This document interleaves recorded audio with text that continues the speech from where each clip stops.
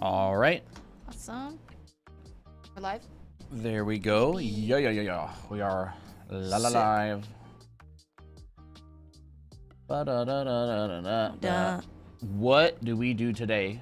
Free Sunday art lessons, I guess? Yep. Now what's that up there? It was because I replugged in the audio. Oh, okay. Hello.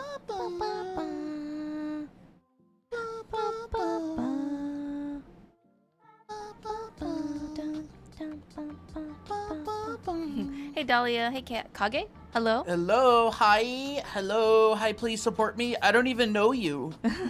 How do we? What do you even do? Nori, hello. Hello. How is it going? How is everybody doing? Ooh, I gotta remember to ping. Yes, remember to ping. Bum. I just realized we haven't eaten yet. Oh well, the usual. Yeah, I didn't think meal prep was ready yet. Oh no, it's not. I didn't even think about content updates. There we go. Free Sunday. Free art lessons. Mm-hmm. You can do that. Yeah, Send sounds now. good. Bum. Just received your book. Awesome. Ooh, that's fun. Great. Okay, I need to But so we have something to look at. That's a very interesting dress. I love how like triangular this is. Gavin. Hello, Gavin. Hello, Gavin. How are you doing? Gavin. I love the commitment to the name. Good evening, Boxy, Midnight Cup, Cal, Faye, Lily. How is everybody doing? What a phenomenal, fantastic day, isn't it? Just absolutely beautiful out. I mean, it's kind of hot here, so, but That's not bad. you know what I'm saying? I do. But you can't open commission since you don't have a bank. Oh, Rip. that sucks. Well, Well, one day. It's snowing there. Snowing. That would That's be- crazy. That would be nice, dude. I want it to snow here at some point. It would I don't even know that would be even possible. It'd be crazy if it did happen. All right, we got a nice sketch in here. What is this song? It's called Vacation Mode. Mm-hmm. Vacation Mode by Rocket Jr. It's a good piece. I used to be a gatekeeper, but I have reformed my ways. And now, And now I don't know. I am a saint. You're a saint. Yup. It's hailing. I am a saint. Hailing. Unless it's Fox, then I'll still gatekeep. Hello, everyone. Getting pizza for dinner, then home to work on car, then Nice. drawing at night before bed. Ah, that sounds like a great day. That does sound like a good Getting pizza for dinner. My pizza rolls already. day. I have a girlfriend. I'm kidding. Fortnite? I got Fortnite. Oh, what a getting life. pizza dinner, then to have home to work on car. Nice. I think the only thing that would make this the best day ever if the car you were working on is a Supra. Ooh. Have you heard about the new Tomodachi game?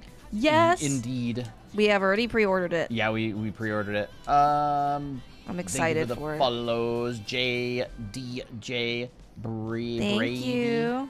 ID? I don't know how to say that exactly.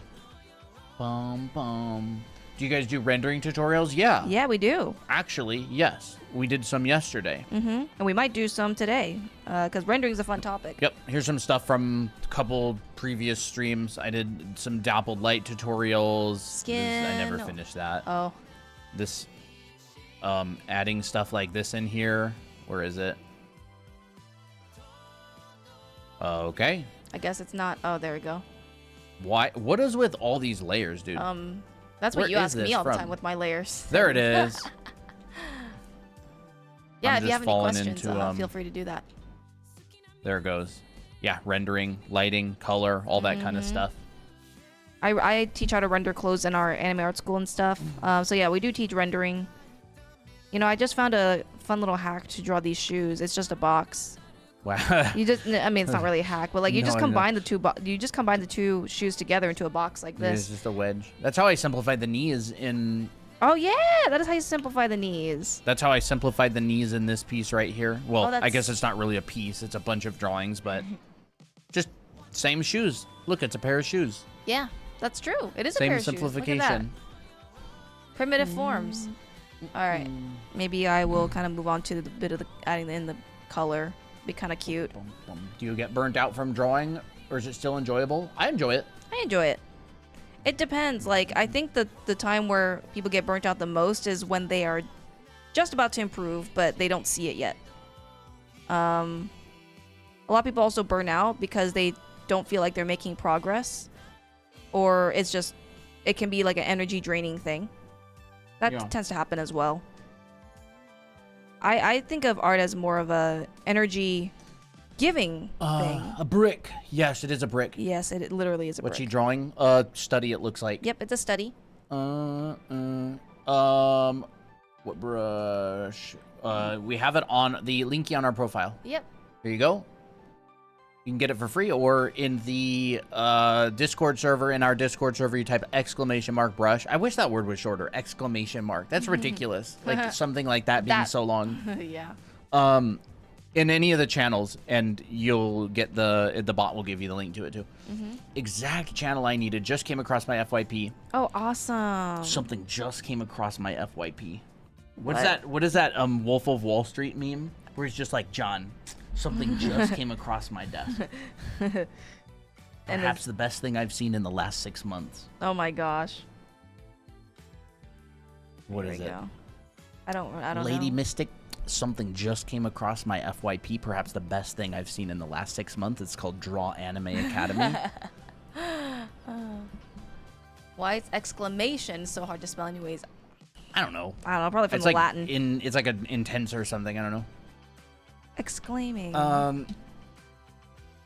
love that meme, by the way. It's so good for everything. I need to learn more about that. I think John is what he uses in the. Oh, okay. He's like selling stocks or something to people, That's so making them spend their life savings on stocks that are just not going to work or something. How do I make a side profile neck? Is this Procreate? It is both. Procreate brushes except Photoshop brushes. Yes. So you can use it in either. I broke up with my GF after watching your live tutorial. She want to come back, but I refuse. Okay. I mean, I don't know the situation, but I mean, Ooh. I Interesting. don't know the I situation. don't- That's interesting. That is interesting. I hope you two are well. We are good. Yeah, Hey, Tuna, we're Lena. doing great. Why are the lines so clean? How? A lot of practice. Christina draws a lot. I draw a lot of clothes like this and studies like this, and it's one of my favorite things to draw.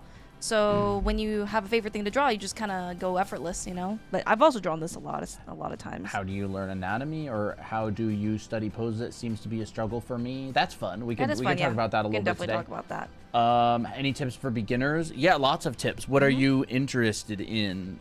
Just like general getting started. What do you use to be able to? We don't animate. No, we don't animate. Yeah, we can talk about like how to study anatomy, because I am the anatomy teacher, and the way how I studied anatomy was finding a process that worked for me, and always starting from the ground up, like starting from super simple to complex. And this is exactly how I start even like clothing and stuff. But yeah, we can talk about that. Any tips? The Discord is fun to be on. I'm glad. Am I late? No, we're only 9 minutes in. So free art lessons? Yup. Yes. Nothing. We don't really do anything other than free art lessons. Hands or fingers? We did talk about hands, I think, yesterday, and fingers. What is with his hair, bruh? There we go. We live in a cat house. Yeah, we do. Well, that was my hair, actually. Burnt mocha. My day of events was wild. I had to build a carport during a windy day. That's fun. Would be a great server meme. Oh, yeah, it would. It would. You saved me from my YouTube short doom scrolling. I didn't know y'all were going live today. Oh yeah, every day. Every day. TikTok chat's getting backed up now. A lot of people commenting. Okay. Hi, hey Lau, how to render. When I render, it doesn't really work. We could talk a little bit about rendering as well if you want. I'll talk a little bit about like how I study anatomy, and then we can talk about that if you want. So yeah, what I do to learn anatomy is I learn the simple stuff first. So for me, that's proportion, and I can block in proportion like really simply. And it sometimes just looks like this. It just kind of looks flat.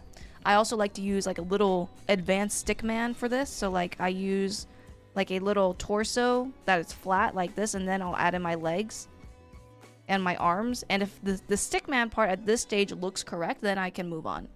And so this stage will look like that. And then my next stage is volume. And so this is where my anatomy will be situated on. So like if I get this correct, which, you know, I make sure to put 100% effort on each stage. And so this is like the next stage, right? You know, add in your neck and arms in simple forms. Like that. And then afterwards, then the anatomy comes on top. But anyways, you can continue answering questions if you want. Yeah, can't finish my comic. I'm sure you'll get far enough. You'll have something to submit. Yeah. Oh, you gotta go live tomorrow? Yeah. Yep. Yes, please, rendering. Yeah. That's funny, Lau. Hey, MJ? So I think a fun... I do anatomy very simply, at least for like really blocky figures like this. I will kind of just only focus on, you know, the mannequin part, and then I add clothes on top. But if I want to go into more of like the body part, then I will add very simple muscles, like here's my chest muscles. Thank you, Lexi. Draw. You guys inspired a lot of aspiring artists. Oh, thank you. I guess we're inspiring artists. Yeah. I appreciate it. I'm glad we can do that. We kind of just brain rot on here and read chat and say hey. Yeah, that's what we do. It's not too bad. It's really fun. Chat's funny. Yeah. Most of the time. You do sometimes they're kind of creepy, like last night. But most of the time it's pretty good, you know. Yeah. Would love to stay, but I gotta go. All right, have a good one. When I get famous for my webtoon, I'm gonna advertise y'all. Thank you. That'd be great, honestly. That is funny. Yes, we can also talk about color theory as well. In fact, we can even talk about color theory with this little demo here. Just like some tidbits here and there. But yeah, like when I think of anatomy, I think where's my chest muscles, and then following the chest muscles, I put in my abs, and then I make sure my center line is there. But notice that everything's all about form. You're basically just adding blobs on top of a box or a cylinder. That's all you're doing with anatomy. And then just make sure that they're in, you know, generally in the right location. But that comes with a lot of studying. I did this a lot. I color code my muscles. This is exactly what I teach in our anime art school. So this is what I have you do. I have you do this proportion. If you have a really good proportional method that's really easy for you, it gets even easier. Then you understand proportion, form, you know, different ways to block out the torso or whatever. And then you put anatomy on top. This is exactly the process I use all the time. To learn like the specific muscles, I will go and color code and label. But really, there's not that much muscles. It feels like a lot, but it's mainly because you got to do both sides of the body, right? And it's symmetrical. But like that's really all you know. Where can I find that class? On this yellow card on our site. And it's currently 20% off. It is on sale, 20% off. And I do have to say, when chat thinks you're reading chat, but in reality, it's this. Yeah. It's One Punch Man. One Punch Man. So yeah, so you can take a screenshot of this. This is from our Anime Art School, which is our program where we teach the fundamentals from start to finish, so you can draw things from your imagination and be able to draw, and paint really well. These are skills that help you to do this stuff. Yeah, I mean, we could talk a little bit about rendering. Yeah, let's do it. Let me think. I mean, you could start rendering that dress if you want. I mean, rendering is basically just describing light and shadow. Yeah. In a simplified way. Saitama cosplay? Yellow. How does yellow do on the green screen? Let's see. Ooh, I'm not so sure about the yellow outfit. So what I think about is this. What is the form of this dress? I will look at the wireframe, right? Instead of being confused about all these ruffles, I think, okay, this is a... Ooh, wrong layer, as usual. This is a cone. And I will render this like a cone. This is a box. Here's the top side of the box. Here's the bottom side of the box. Here's another cone. Here's another cone. That's it. Like, if you know how to combine forms and render primitive forms, like, you'll be able to render dresses. You'll be able to render anything. Like, this right here, it's a ribbon. Here's like a side of a cone. Here's another side of a cone. Right? Bunch of cones. Bunch of tubes overlapping each other. So that's what I think about. And so all I have to do is find out where my light source is. And Colton will explain more of this later. But like for me here, this light looks like it's coming from... Oh my gosh, am I using the wrong layer again? Okay. This light looks like it's coming from up here. Because I see light, and then shadow falls off on the right side. It's like really diffused lighting. It is She's very probably standing diffused. in shadow. Yeah, she probably, It's probably like partially cloudy or like... Yeah, it looks diffused. It's very diffused. In fact, I wouldn't be surprised if this was a photo shoot, because that shadow is not a shadow from a sun. It's the shadow from... Light, a false light, you think? Oh, looks like overcast. With plus some lighting or something. Yeah, you can get hints about the light source by looking at like reflections and stuff, but to me this is probably just a straight up photo shoot, so they probably have like a relatively soft light shining on her. Like, she's outside, she's standing in the shade, and then they probably got like a light on top of her that's lighting her. That's a pretty soft shadow, like a really soft shadow for the size of like her dress. Yeah, it's very And that's diffused. really important for rendering. Yeah, like understanding the that. size, the sharpness or hardness of your light source is going to really, really affect your shadows. And when I think about color, I will look at this. I think doing studies like this helps you with color theory, because I want you to start thinking less about what specific color it is, rather instead think what's the relationship. So like, go ahead. Nothing. I was just going to start reading questions. You go. Yeah. So like, for instance, this green is a cool green. And then in comparison to the shadow, this looks like a warmer green. So I'm going to use more like a darker green, but maybe more towards yellow, because there's like a nice cool and warm contrast. So that's all I think about. I don't think, oh my gosh, how do I choose it without thinking about anything? It's like, yeah, I am thinking. It's just there's a process. Yeah. So like, cool, warmer green in the shadows. Needs to be a bit darker. How do you find reference to study? Just find just whatever, you know, Pinterest. You can look at ref packs. You can take your own reference. Like, we take a lot of our own reference. You see something cool, you're just like, I want to do that. that's interesting. Yeah. I changed my canvas size and fixed my brush, but it's still pixelated. Are you sure your canvas is big enough? Yeah. That would be my first guess. If your stuff is pixelated, it's probably still a pretty small canvas. Or you're zooming in really, really, really far. It's most likely. What are the dimensions pixel-wise of your canvas? You always struggle with shadows.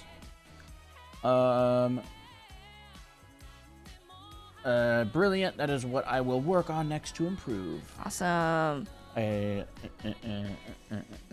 you want to talk about light and rendering and stuff, you can. What canvas size is the best? It doesn't matter. I mean, it depends. If you're doing pixel art, it's going to be different. But like, I mean, it depends on the specific job, right? Something that your device can handle. Yes. There is a YouTube channel. It's Draw Anime Academy, same username. Yep. And we stream everything on there as well. It's all saved. Yes. It is all saved.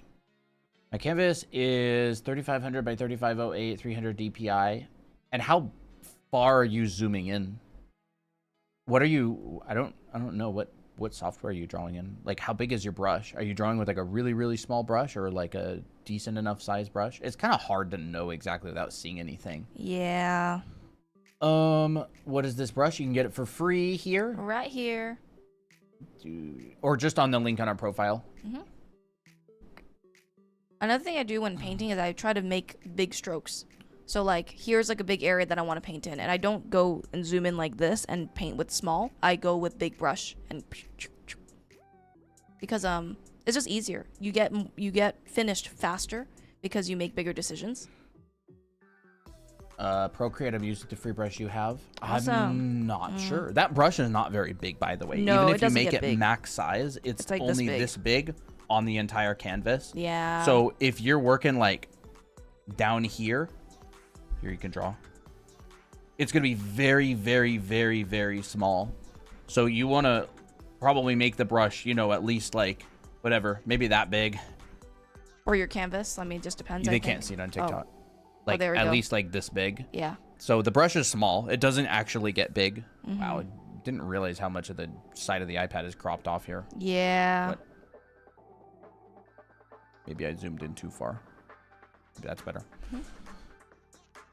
This is an iPad Pro 13-inch.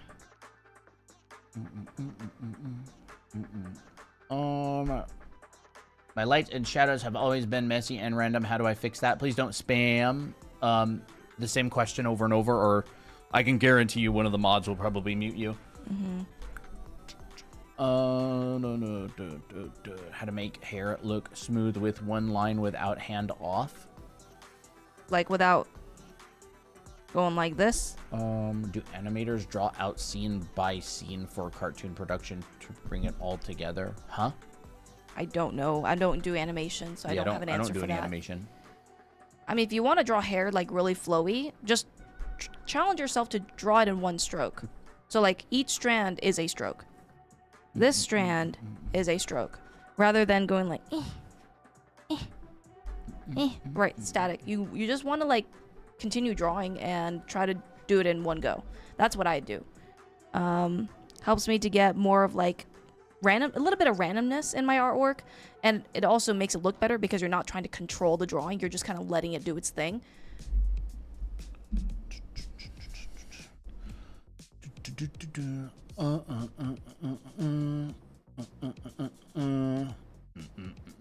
Why are you reading questions and not answering them? Doing the daily challenge and now realize I'm cooked for the muscle first time getting to that part. Oh, that's the beauty of the practice. How helpful is pressure sensitivity on digital drawing? Very good. It's super useful. I very much recommend it. Oh, I see. What app? This is Procreate. Procreate. On the iPad. Hello everyone. Hello. How you doing? Lau found something funny. I'm late today. No, you're not late. We're only 20 minutes, 22 minutes in. Not late at all. Do you guys ever do like personal lessons because people learn at different paces? Yeah, I've done student mentorships for years, since like 2020. Did you just read the question without answering it? Maybe.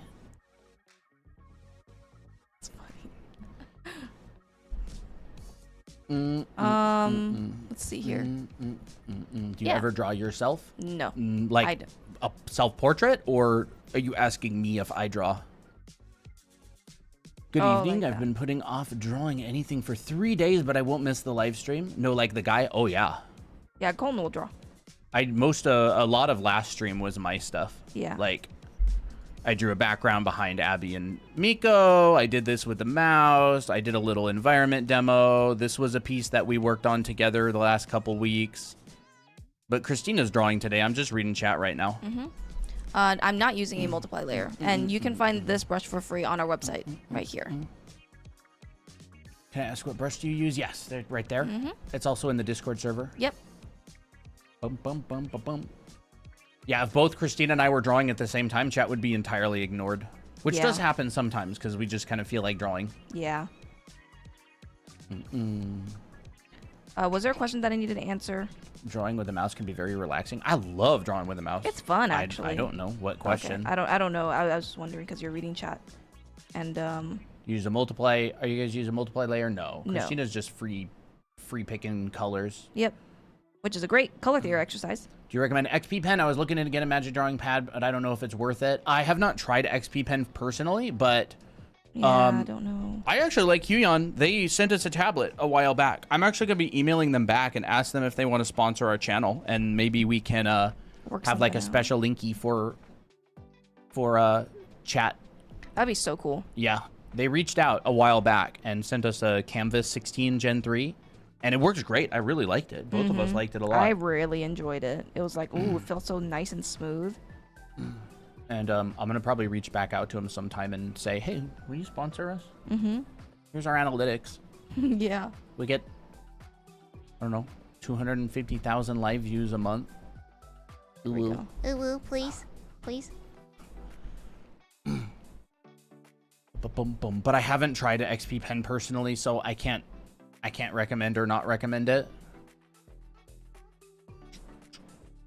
Guess they could advertise your anime heads for reference. More like we could advertise their stuff because all of our students need tablets. Yeah. They're always asking what tablet should they use and recommendations. You have a Move Ink pad? I haven't tried those either. What's that? Please, Hyun, I need this. Yeah, they're very nice. I have the box right here. You'll probably be able to see through it. Yeah, we used it on stream for like almost a week or something. How about color theory? What do you want to know about color theory? Yeah.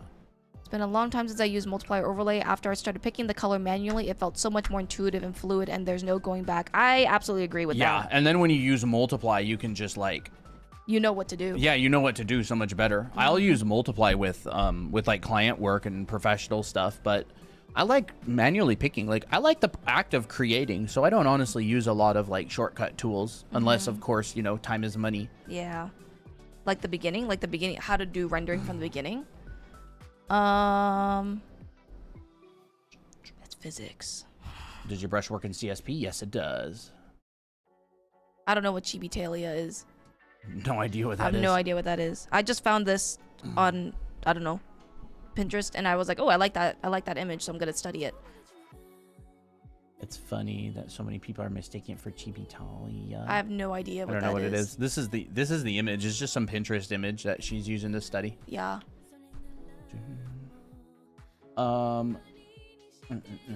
Maybe it's the green outfit. And they're associating it with that. My girlfriend's cat hates me. What do? I hate it back. Just have a rivalry. Make a TikTok account about it. You get famous. Accept that it will probably hate you, and there's nothing you can do about it. It's kind of true though. Like, cats will choose who they hate, even if you didn't do anything.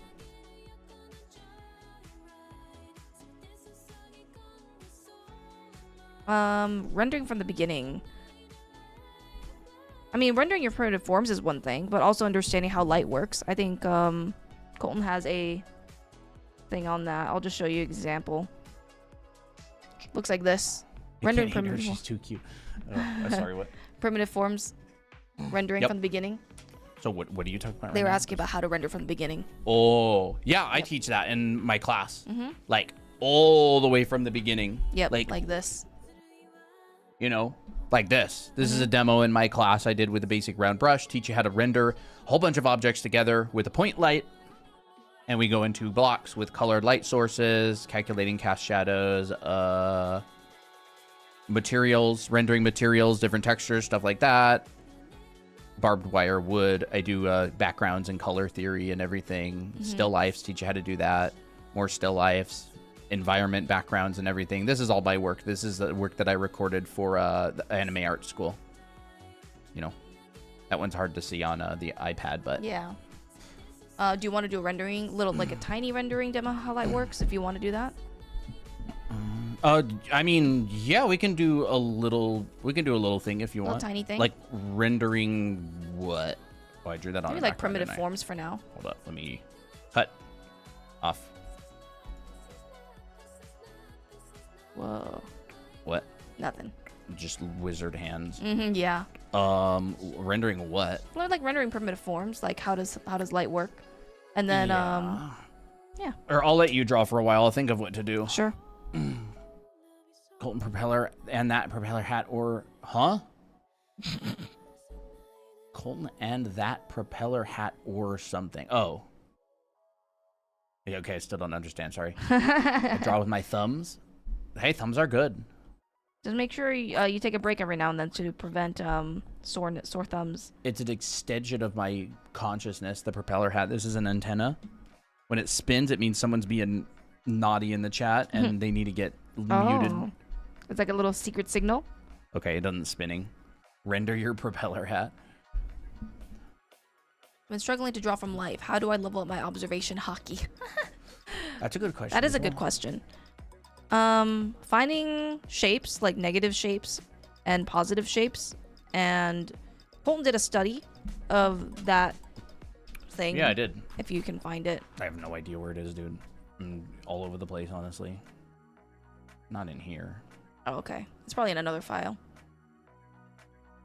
I might have just exited out of it entirely, honestly. Anyways, it's fine. go on. I mean, if I'm looking at it from observation like this, I will look for the main mass. Here it is. Oh, there it is. Okay. Yeah, you can show it real quick.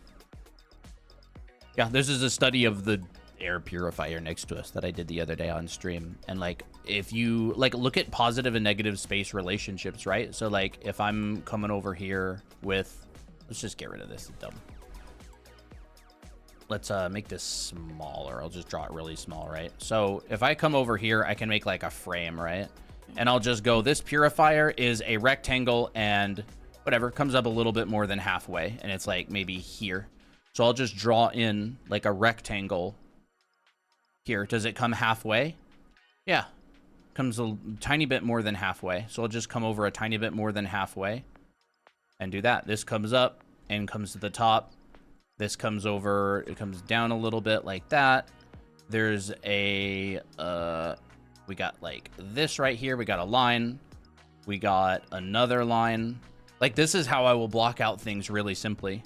And Like he's that. thinking about like just the really simple stuff that he can't really get wrong. Because I can turn this into a cylinder later. Like if I start with a rectangle, I can turn it into a cylinder later. It doesn't really matter, right? And so just start with like masses, and I look for masses of value. So if I were to paint all of this, this would be a mass. This desk would be a mass. And that can connect. This would be a mass. Maybe I'll connect the shadow right here. This would be a mass. And so I would probably break this whole piece into just 2 values to start. That would set up my value group. Right? We could have maybe a mass over there, or maybe we'll just group that into the light so we can see the cylinder, right? And that would probably be along the lines of what I would start with. And then I would look at like smaller proportions as well. We could break this into maybe 3 values instead of 2. So we'll just get like a 3rd value, and we'll start blocking in some of these shadows here, like this one. Ooh, pretty. This right here. You know, maybe this can actually be in our 3rd value. So we fill that in. Like What is that. the brand of the tablet? I'm using a Intuos Large. This is just one of these. Christina's using an iPad. Yep. Right? This is going to be pretty dark. This is going to have dark streaks in it. It's almost like monkey see, monkey do, in a way. Right? And then this will have whatever. Streaks like this. And you can already see, like, I've value grouped, so this is not going to get that bright. So we got that. Like, we'll put a little reflection. This is a cylinder, so it's going to have a reflection on it. There's a light in front of it, so I'm going to have a reflection that kind of is in this area right here. And it's going to be stronger at the top, and it's going to fade off as it goes down more. So I just put one brush stroke, right? And then maybe up here we get, like, a little bit brighter at the top. And then these are like radiating things. I don't know, like from above it kind of looks like this. I'm using an iPad Pro 13-inch. Like that. And from the side, it kind of looks like this. Breaking it down. Right? It's a cylinder. Right? Like that. It's like a bagel. Oh, yeah, And it is like so a bagel. You would basically get this. Should I color pick my reference or manually pick? I would manually pick. That helps you learn more. If you want to learn, manually pick it. Right? And like all of my proportions and everything are in place already. And so then, you know, you can come out here and go and start to get some of these more finer silhouettes and textures, like this sort of thing. Zoop, zoop, zoop, zoop. I watch your tutorials on YouTube. It's helpful. Awesome. Thank you. This Colton is currently using Photoshop. Yeah, I'm painting in Photoshop right now. Right. We could even value group these shadows into this. Ooh. So you can see that like very, very quickly this comes together, and I literally just started with like rectangles. Like, where is the rectangle? You know, and now I'm doing a study of a study. Yeah. Which is funny. Hey, Kiraji. But I did this study the other day from, I'll show you a photo. I did it from Observation, but I took a photo of it for chat.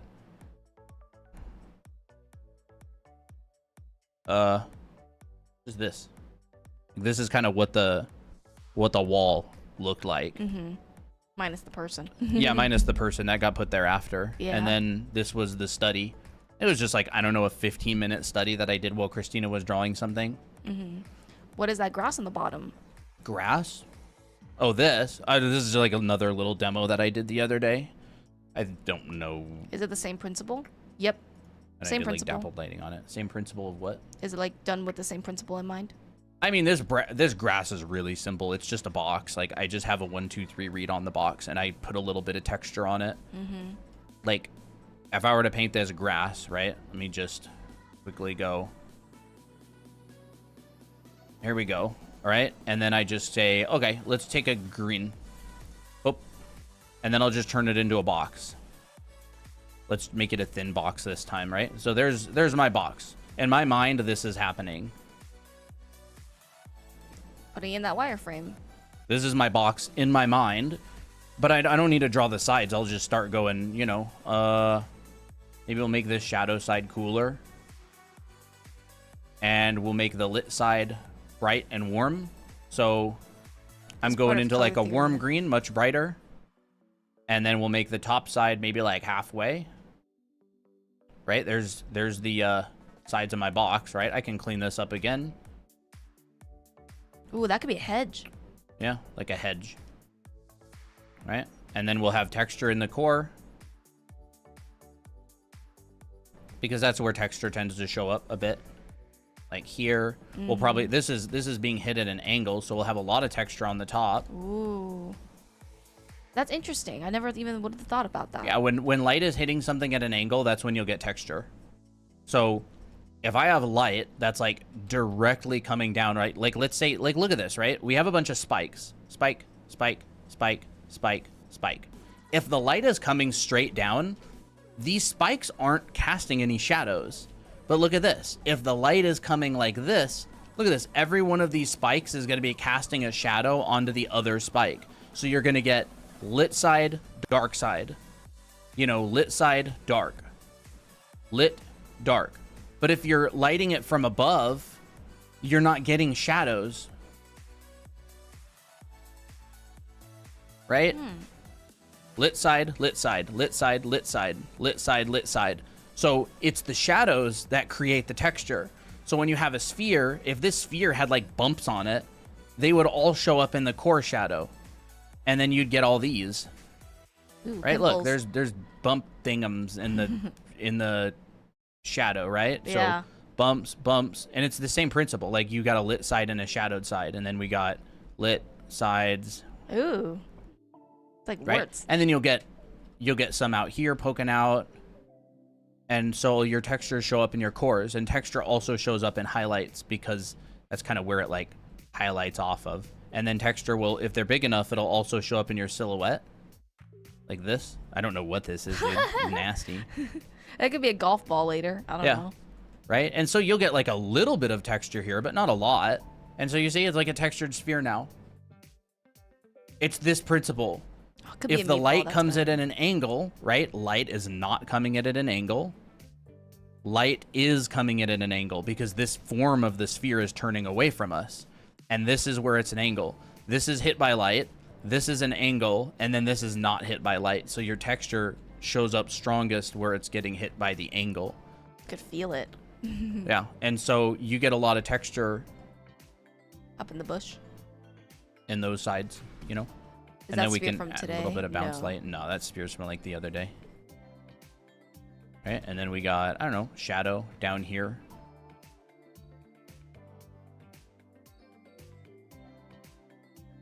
Ooh.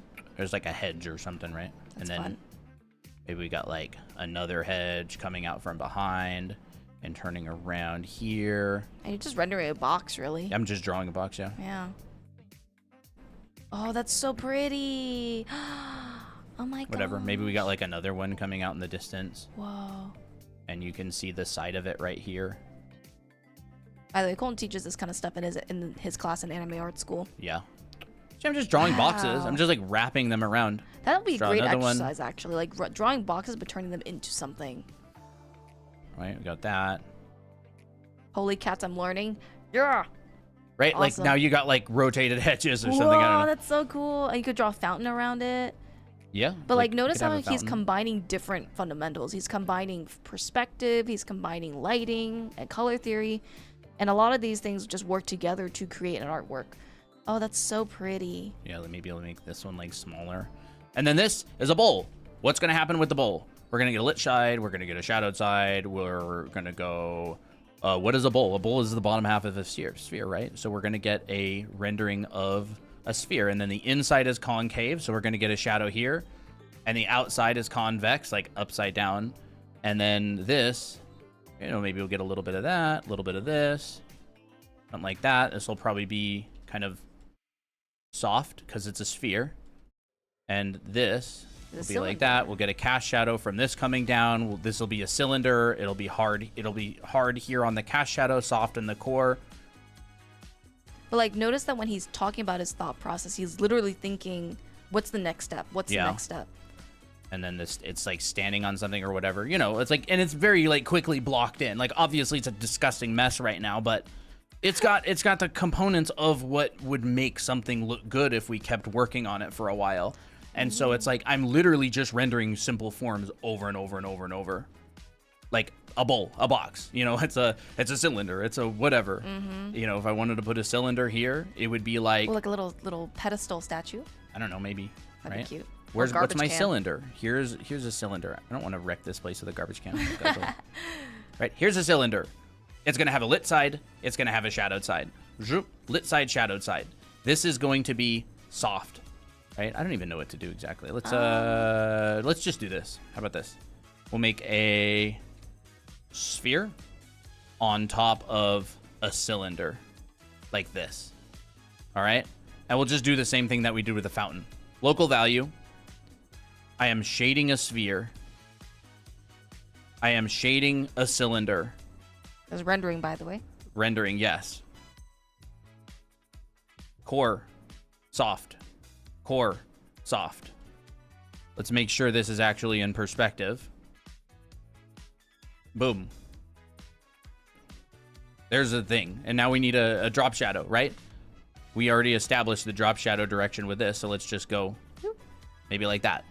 There it is, right? Is it ugly? Is it messy? Yes. But does it have the components of what it needs to not be ugly and messy? Absolutely. So we could do that, right? This cast shadow, hard edge, core shadow. Here's a little bounce light. I left this bounce light in there by just not quite pressing as hard with my brush. And then we could go, let's have a little bit of ambient occlusion underneath. And there's our little Cylinder sphere thingy. nub thing. I don't know what it is, dude. Oh, you can make like little divots, like a little column on the cylinder, perhaps, if you want to do that. Divots. Like, Oh, you mean a like Greek column? Like those this little, sort of thing? indentations or something? Yeah, we could do that. Ooh. You know, we could do like, I don't know, something like that. That's cool. But yeah, and then I think they're like round on the inside. Yeah, I think they are I'll round just on do the like inside. this. So like I'm thinking, this is the top view of what I'm thinking, right? Here's my, what is this called? Sphere? Little pillar. Oh, And I'm going, this is what I'm drawing, yes. right? This is a top view of this thing right here. And the light comes in, right? This is what the light is doing in like a two-dimensional view, right? The light comes in. It hits this edge. This is how light works, And chat. it comes down here. Hard. And then since this is concave, like dipped in, we could do soft. And so it would probably look something like this. We got a hard edge. we got a soft edge. So if I were to like describe this, it would be Wow. like this, right? And so I know that this is rendered soft, this is rendered hard, and I just kind of repeat that process over and over. And it ends up looking, you know, relatively legit. And we can paint entire scenes like that. And so when you see painters paint, you know, maybe we get a little cast shadow here. A lot of the time they'll just do this. They're thinking of this. This is how like painters draw, by the way. I'm not nearly as good as drawing as I am painting because I'm just messy and kind of fumble around. But this is like drawing for me, like in my mind. I'm just drawing with like light and form. You know, we could do something like that. That could be kind of cool. It's not really composed in an interesting way, but that's how I think when I do it, right? And it's all just these really simple things over and over. Like you get your texture here. You do like purple pink flowers on the hedges? Yeah, That'd be like on cute. the top or Yeah, like around the hedge around blah, blah, around the hedge, around the outside. around the outside. Like this? Or you mean like down like here? like It'd probably be I don't know. interesting down here. yeah, probably down there would be good. So it's like flowers, right? Yeah, We'll just go put some flowers down like there. flowers with like a pot or something underneath. Yeah, we can do that. Ooh. Literally creating something from thin air. Yeah, and I just color sample. I'll just use the same material. Something that actually helped me a lot was reusing colors in the piece. Because like, you know, why try to pick a color from scratch every single time when you could just like pick the right one when you've already figured out. Yeah. So when I saw you do that, I'm like, ooh, I can do that as well. Like it gave me permission to do that. I think that there's a lot of the time there's like these kind of self-imposed rules that make you think you're cheating.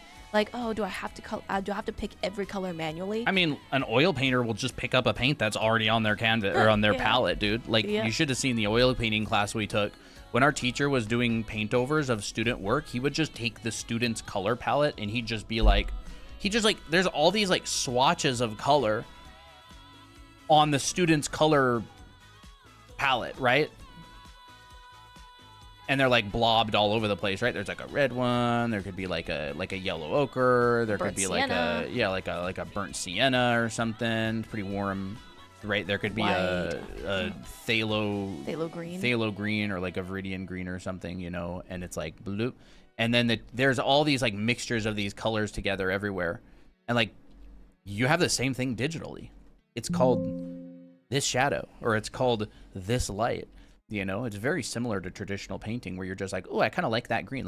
Or that red. Let me just kind of like, oh, pull that out. And then, oh, yeah, that's good. I'll neutralize that and kind of make maybe a brownish. And then, oh, I'll add some of my ultramarine blue in there. Oh, yeah. Mix that in. And you mix something like this, like a kind of a really muted purple. And then you start painting with it. So, like, take your existing stuff and use it. Like, for sure, use it. Like you chose it. You don't do layers? I didn't do any layers for this. This is just like a sketch demo. It just depends on the piece. It depends if I want to save it. Yeah. Like save something in case I like decide on a different direction or something. Like this would definitely. You can probably find wouldn't our see that. brush on our website, drawanime.com. Yeah, You can also find our brush on our profile. This is not the brush though. This is just the basic round. This is default round. On Photoshop. Yep.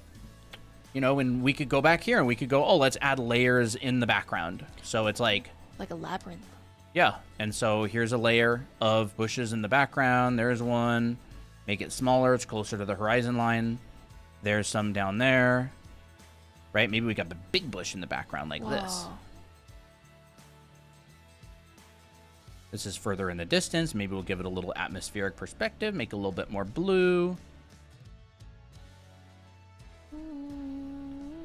Maybe we'll do something interesting and kind of throw this behind there. I'll go grab that again.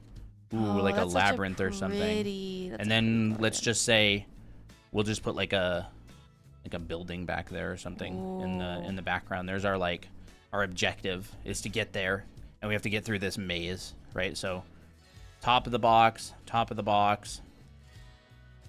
of the boxes, Notice that almost every box that he's colored in so far matches the logic of the other boxes in front. Yeah, I'm doing exactly, I have no room left. I'm doing exactly this. Let me move this out of the follows, way. guys. I guess this brush is fine. Right, so I'm coming in here and I'm drawing these boxes. Like, here's a box.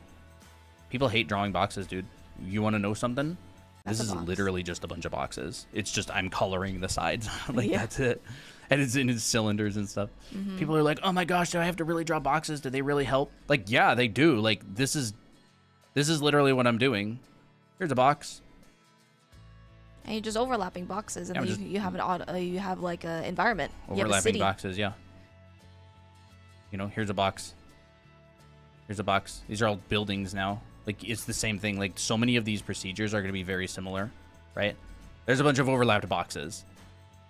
It literally the exact same thing. I just didn't draw them. Like, let me take like red or something. Zoop, Minecraft, zoop, yeah, zoop. basically. Right, there's a box. There's a box. There's a box. There's a box within a box. Fancy. This is just so educational. I'm totally watching this every day. Oh, thank you. Like, Very like appreciated. Awesome. I'm glad you like it and find it helpful. And yeah, it's literally just that over and over and over. Yep. By the way, Colton does teach this kind of stuff in our anime art school. And if you're interested in learning the fundamentals like this and you want to like actually improve, you can check it out. It's on our website. It's also currently 20% off. So How do we get out of here, dude? How do we get out of here? Yeah. The heck? I'll show the card real quick. Sure. Yeah, I teach all this stuff in my painting class. Like, all of these concepts, picking the colors, understanding atmospherics, all that kind of stuff. I teach how to render clothes just like this. So if you want to learn how to do that as well and be able to draw your own outfits and characters, we teach that. So you can check it out here. Yeah, what tool did you use for smoothing the colors? The smudge brush? Smoothing the colors? I don't actually... Oh, yeah, I just use like a quick smudge brush. I think Colton posted that smudge brush in the resources. I think I did, but it was a long time ago. Yeah, you're going to have to search for it. This is literally... These are some of the demos that I do in my class. I paint all of these from scratch, literally, and explain every single thought process that I have. Like, I paint the same exact environment in 3 different color and lighting schemes. Here's a nighttime version of the same exact shot. This is what I used to do professionally when I did concept art. And so I teach it. And, like, here's a burning version. Oh, no. Oh, no, And, the village. But yeah, like every single one of these is the same image, but I've just redesigned the composition depending on the lighting situation. Like, these are silhouetted. This is like very backlit, right? This is not, these are not silhouetted. Look, like the value of the building is blending in with the value of the background. So I'm directing your attention using different mechanisms in these shots, but it's like the same, right? This isn't really silhouetted either. This has kind of got like the streaks of light coming through. Like this. The entire process of how to do this. Yep. And those are 3 of the demos. There's a lot of demos. I did 3 interiors as well. Oh no, my house, it's broken. This was actually from a live stream recently. Yeah. Oh, I love that demo. The heck? I'm like looking for where my stuff. The heck? Sorry, I have way too many tabs open. And unopened and unsaved. I don't need that. I kind of want that. Yeah. What is this? What's in here? Oh. Oh, that. It's this stuff. I'll let you draw for while I discover my disorganization. I really like that the class starts with boxes because, not gonna lie, the technical stuff ahead will definitely be intimidating, but worth it. Yes. Here it is. Everything is just preparing you for the harder stuff. But then by the time you've done, you reach the harder stuff, you're like, I know how to solve this problem. And that's... Like, when I look at this, I used to get very intimidated because I'm like, I don't even know where to start. I'm so overwhelmed. But now I'm like, okay, I know how to simplify this shape. I know that this is a cone. I know that this is another cone just facing downward. I know how to shade that. And so all the fundamentals is that they're just tools that helps you to learn how to tackle difficult things. Because, like, even when you get better at art, you're still going to make mistakes. Like, that's going to be, like, a given. Yeah. You know? I would say getting better at art is basically learning multiple ways to counter and successfully defeat each problem you encounter. So that's really how it works. Like, you still run into the same problems, you just have multiple solutions for every problem, and you're like, I could do this, I could do that, or I could do that. I could go with this solution, I could go with that solution. Maybe I don't want to do that one, maybe I'll do this one. And so, like, you follow an artist who's really good, you'll notice that they're constantly, like, using really interesting and unusual and creative solutions to different problems. And so you'll be like you'll look at work and you'll be like, why does everybody like that artwork so much? It doesn't look technically better than this other one that not very many people like. And it's usually because the artist is putting a spin on something that's cliche, or they're going like, oh, what if I solved this in a way that people usually don't solve it? Being a creative problem solver. Yeah. Let's see. Do you know how to keep your brushstrokes consistent? Consistent? I don't know what you mean by consistent. How can I start art from scratch? Definitely, I would recommend learning Foundation. It really depends on your goals, but... So, whoever said earlier that they never see me draw because they're never here, hopefully you're still here, because, You did draw. here's today's little painting.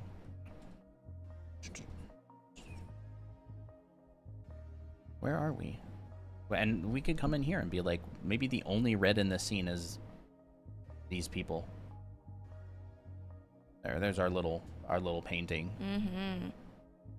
I'm excited for you. Oh, thanks. Wait 1 second. I was talking to someone else. Oops. When I'm drawing with my Apple Pencil, the stroke starts off big but then gets skinny, and you want to keep it consistent. Okay, that's just because there's pen pressure. So when you have pen pressure on your image or on your brush, it's like thick, and then when you release, it gets thinner. So you can probably turn off the pressure settings, and so everything will just be the same, like, thickness overall.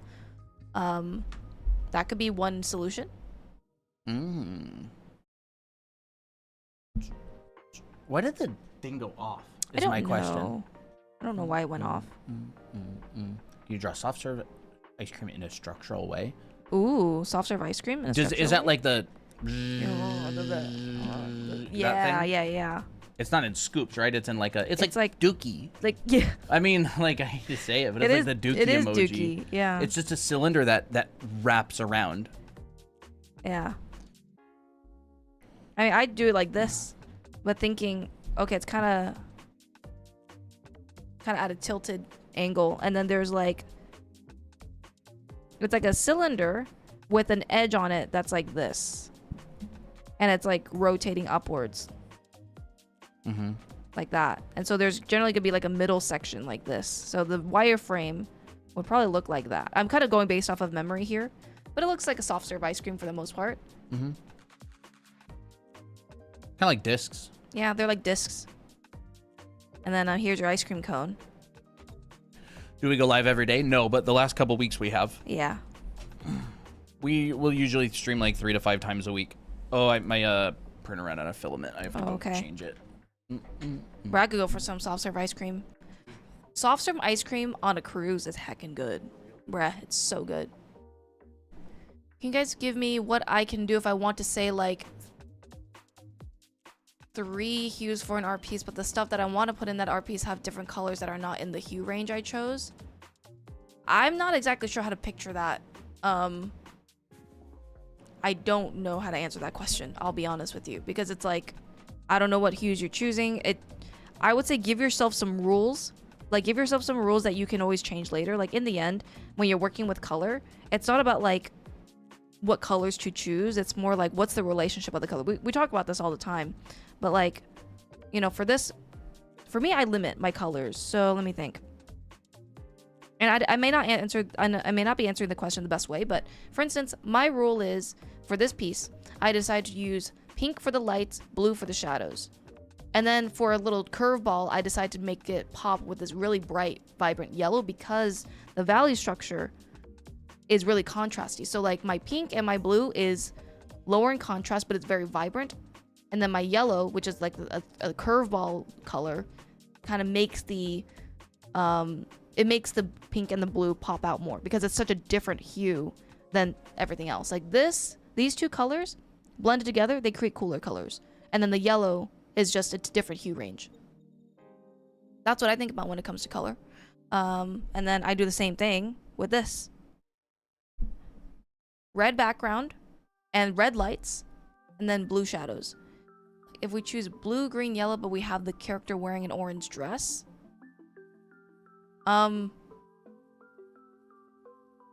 you're probably gonna have to try making a color that feels orange rather than just literally using orange. I mean, like, let me think. It's really hard to tell because, like, what's your light source? What's your, like, how are you structuring the image? Because you can get something that's pretty orange. Let me see. Do I even have an orange-ish piece? I don't know if I do. Okay. No, I'm good. I have water. Let me think here. I don't really have a specific piece that I have to show. I mean, like, I guess an example is like this. I didn't literally pick like a fair skin tone for her because her skin tone is actually more like this tone in a natural setting, right? It's this tone, and it's very hard to see, so I'll make it a little bit darker. So if this is like her natural skin tone, but how do I make that skin tone feel like that in this setting? Well, all I have to do is just make everything around it dark and make sure that the relationship of that color is the same. Could you explain color theory a bit? Yeah, I can do that. I used to think of color as specific things like red, green, blue, purple. But nowadays I start thinking in terms of three things. I think hue, saturation. Hue and saturation, and value. And I feel like if you learn this, like what colors to choose based off of these, it'll help you a lot. So for instance, if I'm going to do a study like this, I'm thinking if I want to color pick this color, but I don't want to like actually color pick it, I just want to guess the color, I would think, what's my hue? Okay, my hue is like green, but it's more towards a bluish green. What is my saturation? This is not very saturated at all. If I color pick this just to check, it's towards white. And anything that is mixed with white will become less saturated and lighter in value, right? And so when I think about this color in terms of its value, like its black or whiteness, and so I'll put it here, I will think in terms of, okay, that feels like to me like an almost medium gray. And so I'll check it. There it is. Yeah, it's like a medium gray. And then I will look at the color in relationship to that. So like, what is this color in relationship to this green? Well, this is obviously like very white, but I see in the shadows a bit of cool. And so you just combine that and keep on kind of making educated guesses over and over. And then you'll be able to decide like, okay, I want this color to be cool green and my shadow color to be a warmer version of that, but darker. And so that's how I chose that. And you're just finding the direction of where to go. It's not about like, oh, what colors look good with each other and that's it. Like, that's the rule. Like, no, it's like any color can look good with each other as long as it's incorporated right. Yeah, they're like related to each other. They're related to each other, right? Like, this is why I'm able to make pieces that feel good, like this. Okay, dark hair with paler skin. My lights are in the warm section. My shadows are in the cool because it is affected by the green. There's a logic to it. But I'm not thinking, oh, I need to pick this specific color. I just picked a random color and then worked with it. Chris Redfield. I think Leon's the more popular one, Yeah. honestly, but I always liked Chris quite a lot. Chris is cool. Wasn't Chris in the one in Africa, Resident Evil 5, was it? Dude, that game was good. So like here, for instance, oh, this is having weird lines on the screen. Someone actually said that I had an artwork on a Pinterest piece of Ray, and someone asked if that was feminine Chris Redfield, like femme version of Chris Redfield. I thought that was hilarious. Leon. Oh, now everybody's saying Leon. Look, you're making Chris feel bad. So here, for example, her skin tone is more of like this kind of tanner, slightly tanner color in terms of like a neutral setting. But in the shadow, based on a blue light, I'm going to go cooler. So like, that's my relationship. My shadow is going to be cooler, and it's probably going to be more affected by the blue. So it's probably going to look like this. And so does that feel right? Right? Color is a lot about like feeling rather than, I mean, there's logic to it, but sometimes if it feels right, then you're on the right track. it's kind of hard to explain color theory because it's just so subjective. There's so many right ways to do it. Yeah. There's so many right ways to do color theory. So we choose a color that feels like the one we want when it's compared to its surroundings. Yeah, I would say that. Yeah. How do you make color more related to each other? You mix them together. So in this piece that I just did a little bit ago, you can see that everything relates to each other. Like I've got blue in my shadows. I've got blue in my shadows of my hedges, right? So, and it's blue, like relative blue, right? So this is a very warm. Look at that. Look how warm that is. Yeah, very it's warm. all the way by yellow. It feels If warm. I come over here into the shadows, look how far towards blue that jumps. All the way down here. That's like related to the blue sky. Look at this. It has the same relationship. Here, pretty warm. I come over to the shadow. Look, it jumps straight to blue. And because it's basically a white object, it's like a little bit warm, mostly white object, it's going to absorb more blue from the environment. And so, look at that, right? And now we go back here. Oh, look, here's that blue sky. Oh, there's a reason why it's filling all That's those filling the shadows, exactly. And so, they relate to each other. Even look at this, right? And it's not about the blue. It's about the fact that all of these relate to each other through blue. Because that's your fill color. That's the sky color. Like, look at this, right? Very warm. Boom. binds them together. Like, darker, right? I would even come down here and go, oh, it's desaturated, so it's closer to blue. Let's make this a little bit more vibrant so we can see this in the shadow better. There we go. Let's put some back here. Would it absorb green from the bush? Would what absorb green from the bush? The flowers, I'm guessing? The flowers, not really. Not, I mean, you might get a little bit of bounce light, like, so this green is not bouncing any light right here because no light is hitting it to bounce. This green is bouncing light, but probably not really. I mean, in like certain circumstances, maybe, but our primary light, like our sun, is going to be a much. Oh, on the fountain right here. Maybe a tiny bit, but not much. Like, probably not a lot. I just chose to ignore it completely. You might get like, whatever, a little teeny tiny bit over there. Like but it's this. very faint. Bounce light is not very strong. Yeah, at that point, it would be like something I would add much later because it makes so little difference. Like my overall color structure is already there. The value structure is there, right? I would probably do like stuff like this first. Ooh, you know, fancy.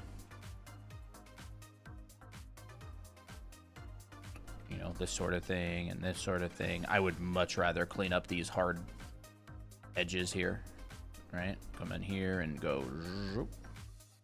Yeah, that's good. And then we'll do that. Like, Ooh, I would very much rather clean up this sort of stuff first before I would start messing with like all that little stuff. That little stuff in the background. These are kind of off. I should give this more. Could you explain perspective? What kind of perspective questions do you have? Maybe like this. Might be easier to answer. Just do that. Bum, bum, bum. Why does this feel like a Nintendo song? It sounds like an Animal Crossing song to me. Yeah. Yeah, we could do something like that.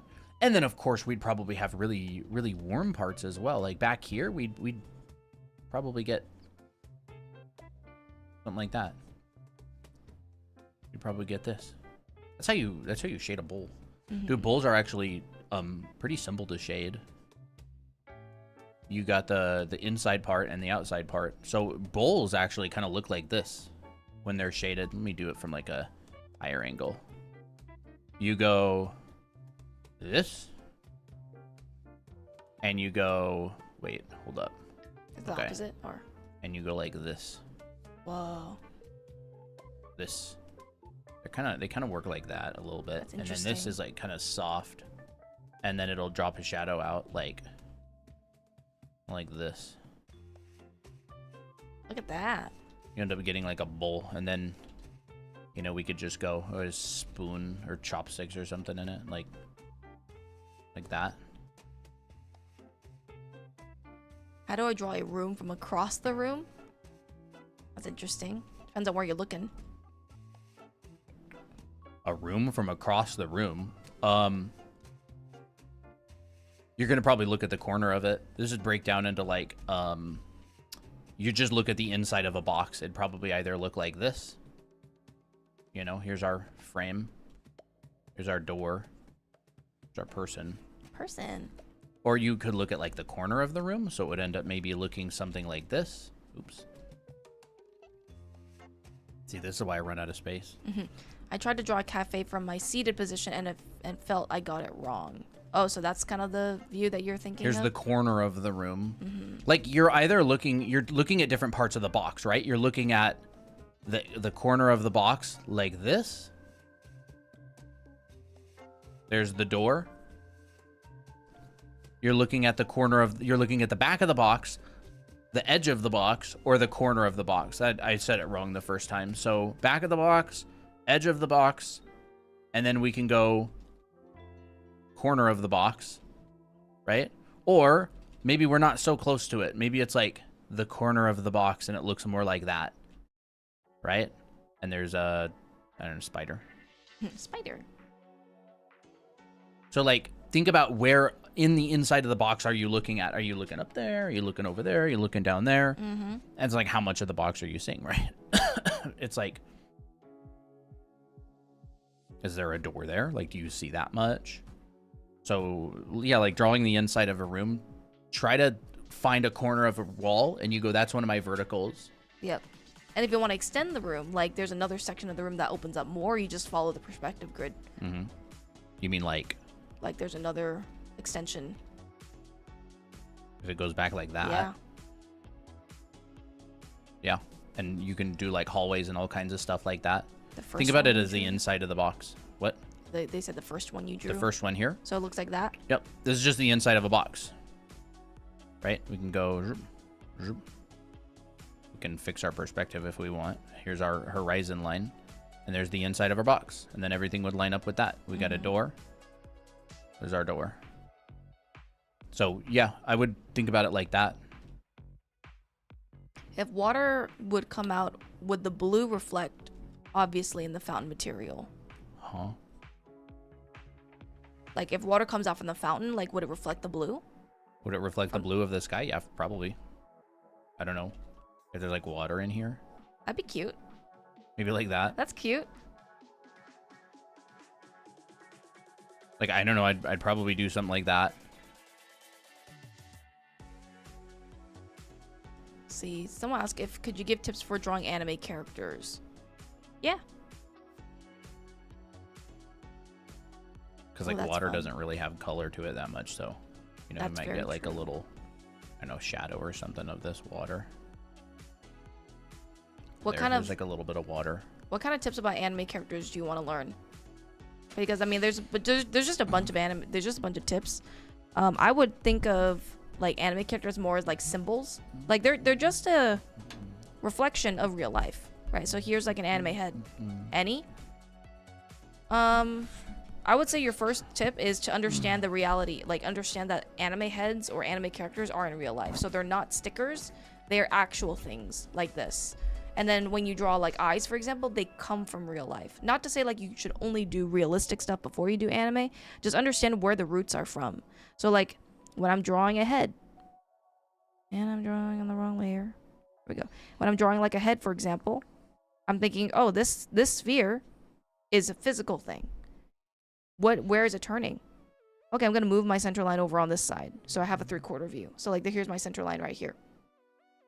Yeah, you're welcome, Eve. And this comes down, then goes up in space, so we actually get like this kind of forward movement. And here is our face, right? Here's a jawline. We have a jawline, right? This is all like this is all from real life. Here's the side of our head. We have a side of our head. We have an ear, right? So dimensional drawing is really important for anime characters.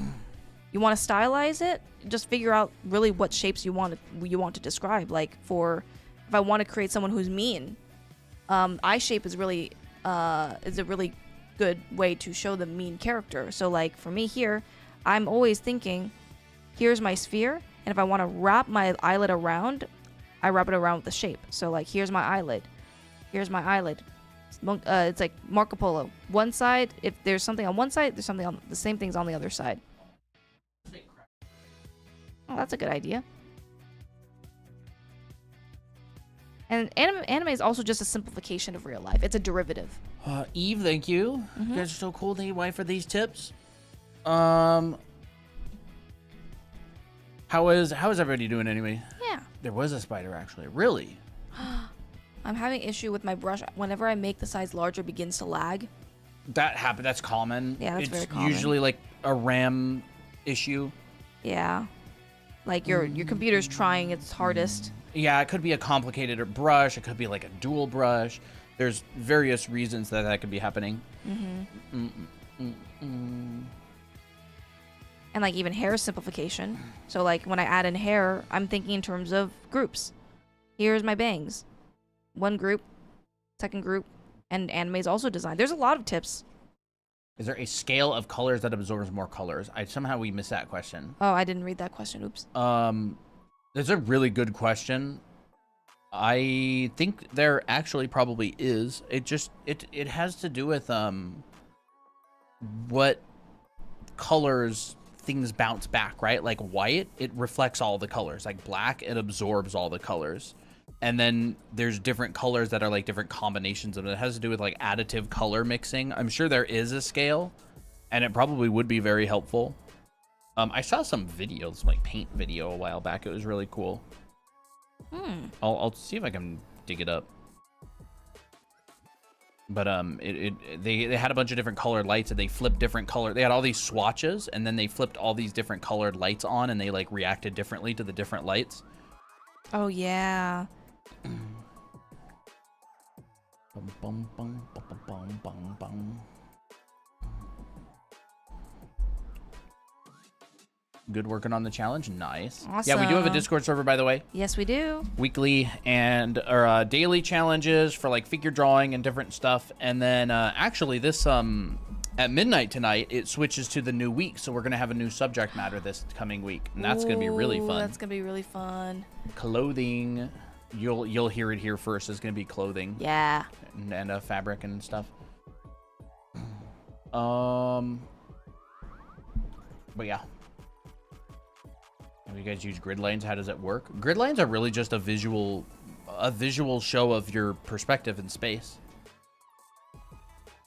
In the Discord, where do I find these challenges? You just scroll down to Spring Training Arc. It's below the gallery, and then you can see Daily Challenge. Drawing a little cafe. Oh. The grid just helps you to put everything in line and make sure that they're all in the same space. Like a grid can look as simple as just a box, and then you extend it. Link expired? No, the link is fine. Copy it and paste it into your Discord on join a new server. We've had 1, 2, 3, 4, 5, 6, 7, 8 people join the Discord server just during this stream so far. So like I can just extend all these lines, and here's my grid. And of course, like this is a very rough grid, so I might need to like make it a little bit more clean. Like I don't like this line right in here. And then like for like a little test, you can just say, oh, I'm gonna put a box in here, and I'm gonna make sure that it fits my grid. So if my verticals are going this way, my verticals will also go that way. If my horizontals go this way, I'm like, okay, follow that line. Follow that line.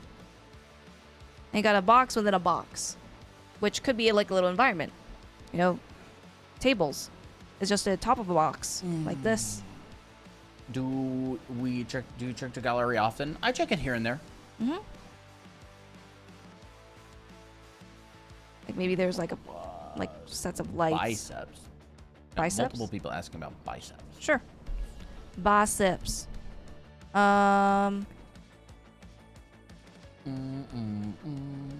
me think. Biceps are narrower than you think, but obviously when you work them out, like they'll get more bulky. So draw your cylinder for your arm. Your deltoid will wrap over the cylinder, and then depending on where your arm is, like if your arm is like going this way, your bicep will be on top. And of course, it's more narrow. Oh, kitty. Baby Jack. Baby Jack. Your bicep's gonna be more narrow if you're pretty lean, and then underneath is a tricep. But if you want to work it out and flex it, the muscle compresses and becomes more ball-like. So here's someone flexing, right? It's not going to be elongated anymore. It's physically going to contract and get bulged out like this. And then, the bicep doesn't cover the whole entire arm. It actually kind of ends at around the halfway point of this cylinder. Finally, dude. He's been avoiding us the last couple days. Yeah, maybe he was just unfamiliar. He was watching the birds. Yeah. It's like, ever since we got that bird feeder, dude. yeah. Baby Jack. Is there any tips for drawing anime eyes? Yeah, we have I actually have a video that literally says how to draw anime eyes on our YouTube channel, Maki. Is that Maki? Yeah. So if you want to go check that out immediately, you can go and do that. You just joined? Nice. Make sure if you join the Discord server, you go to the verified channel and hit that little check mark. It's like an anti-bot thing. Mm-hmm. It helps with bots. Yeah. Here's my bicep. Overthinking is my problem. I like the perfect way to combat overthinking is just taking action. That's like the solution to overthinking. It's harder like to do it than it is to say it, like, but and it actually gets easier over time if you take action. It doesn't even have to be the right action, because like with the overthinking, you're like, oh my gosh, what's the best solution, what's the best way to do this, can I whatever. And it's like any action, because if your problem is overthinking, the best thing to do is action to overcome that. It's true. Our YouTube is Draw Anime Academy as well. Noise. I hope I answered the well. bicep. Awesome. Hey, Artemis, how's it going? I hope I answered the bicep question. Let me know if it's still confusing. If you render, you don't smudge the shadows and the light, right? It's just coming together at the end. I'm not really sure what you mean. I mean, I don't always smudge it. Like, for me, I like to start with my light and shadow as hard edges, and then I soften them depending on the area. So, like, I know that this area is probably going to have a softer edge, and this is really hard to see because it's very high contrast. So I'm like, okay, Artemis. I'll just soften it a little bit. Our YouTube is Draw Anime Academy. We have the same name on all platforms. Yeah, when it comes to hard and soft edges, there's basically three types of edges in art. If you simplify them. Yep. Like, there's hard, soft, and lost. And when you do something in just two values, you only have hard edges. And so all of the lost edges are no edge. And all of the soft edges are hard edge. It's like when you do like a noton study or something, you just kind of simplify it into these two. Yeah. I don't really have an example here, I don't think, unfortunately. How can I make my male characters more masculine? They keep looking feminine. If you curve a lot of your male characters a lot, like add a lot of, I don't know, feminine traits like smooth jaws. I don't know exactly if you're talking about the body or the face, but if you want them more masculine for faces, they'll have a sharper jawline. They'll have smaller eyes typically because that shows maturity. Their noses and mouths are going to be a little bit farther apart than you normally would, and they probably won't have as much makeup. But, that just depends on the style. If you're talking about bodies, their body shape and torso shape will be different from a female. So women typically have wider hips, while guys typically have narrower hips. And their upper bodies are more triangular. So you might want to differentiate from that as well. He's like looking over. Yeah. Look at this silly little cute leg pattern. Oh. Good boy, Apple. Your explanation for biceps was good. Awesome. Yippee. In older anime, I see that characters usually have hair that does not follow logic. I tried to create that effect, but I find that it falls short. I would say for you, I mean, this could help, but think of the hair as if it was a 3D form. Like, yes, it could be spiky. Yes, it could defy gravity, but ultimately it's sitting on the head. Like Goku, for example. Like, when you 3D model or when you sculpt Goku's hair, it's literally like, here's the origin of the spike, and it comes out like this. Yeah. I think in terms of primitive forms, Yeah. older anime, they drew things very, very solid. Like, Yeah. it's like if you look at like Vash the Stampede's hair, Ooh, right? that's a good one. I use Procreate. It's then- very solid. Yeah. Oh, that's so good. Very intense form drawing. Let me just look like there. That's a good one. Like Yu-Gi-Oh also, you know, has that vibe. Like that. It's all form, Mm-hmm. three-dimensional form, right? So you can kind of think about it in terms of like, Wraps around a box or a head, you know. yeah, it's kind of like that, right? Like this form, you can see there's kind of like the edge of it, and it goes around his head. And of course, this is all like, this is not there. It's described by like, you know, whatever, this kind of thing instead. But that's the underlying form of it, right? It's like that, and then you'll have these things coming in. Describing the edge. Yeah, I should probably Yeah. draw with my. It with looked my, like you were drawing with your pen for a second there. I should probably draw with my tablet, not my mouse. You know, this comes in. This could be like that, but in here, this is the form of it, right? Older anime, they tend to draw things very solidly. They don't leave a lot of that to the imagination, in my experience. Very literal. Yeah, it's like Seems like really it. literal. It's all form drawing. What I saw a question earlier from Artemis. Do you think I should take digital art class next year or AP government? Which one do you like more? Yeah. In my mind went Leorio. Yeah, Leorio as well. Yeah, Leorio, yeah.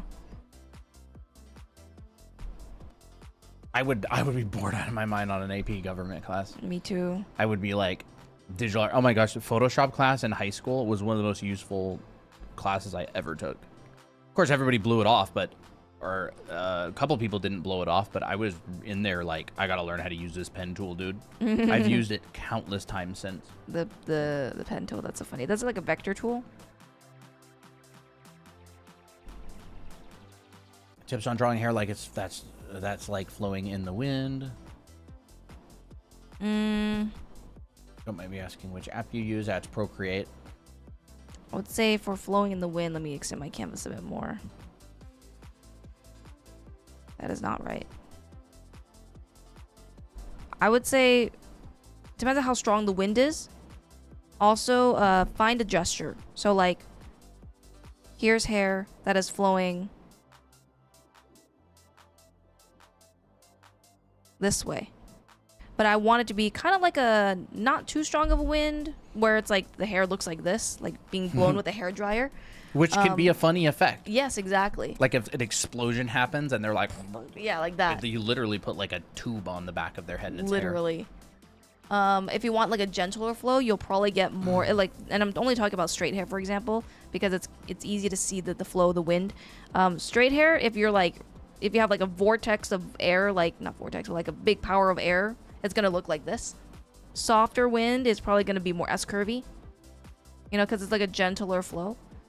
And then a very soft wind is probably just gonna have like mostly straight, but with a slight variation in the S curves going in that particular direction. And so there's a lot of overlaps happening with hair in the wind. I would say pick a direction and then have your hair flow that way. So you can have like a main mass, for example, that is like going this way. And then some stray strands can like go a little bit higher, but they're all going in that direction. And it feels natural. And then you can also have hair that flows over the face, because that happens. That happens a lot. Almost like ribbons. They kind of go like this. This is what happens here. Here's your head, grows out straight, and then it, you know, the longer it gets bendy, and then it goes like that. DK, my mom says it's better to have 2 APs 10th grade year, but I'm taking AP physics, which is really hard. Took no AP classes in high school. It depends on what your goal is. It 100% depends on your goals. Like if you want to pursue art, take more art classes and spend more of your time taking easier classes that require you to draw it totally more. depends. Like, Yeah. it's totally dependent on your goals. Yeah. I would say if you, I don't know, like, I don't really know exactly what your goals are or whatever. And like, I mean, obviously, like, you know, family and what they say and want is a big factor as well. Like, I know people who are just like, yeah, I'm doing this because my what an parents told me XYZ to. parent, whatever, really wants me to. And that's fine as well. You know, doesn't really affect things that much.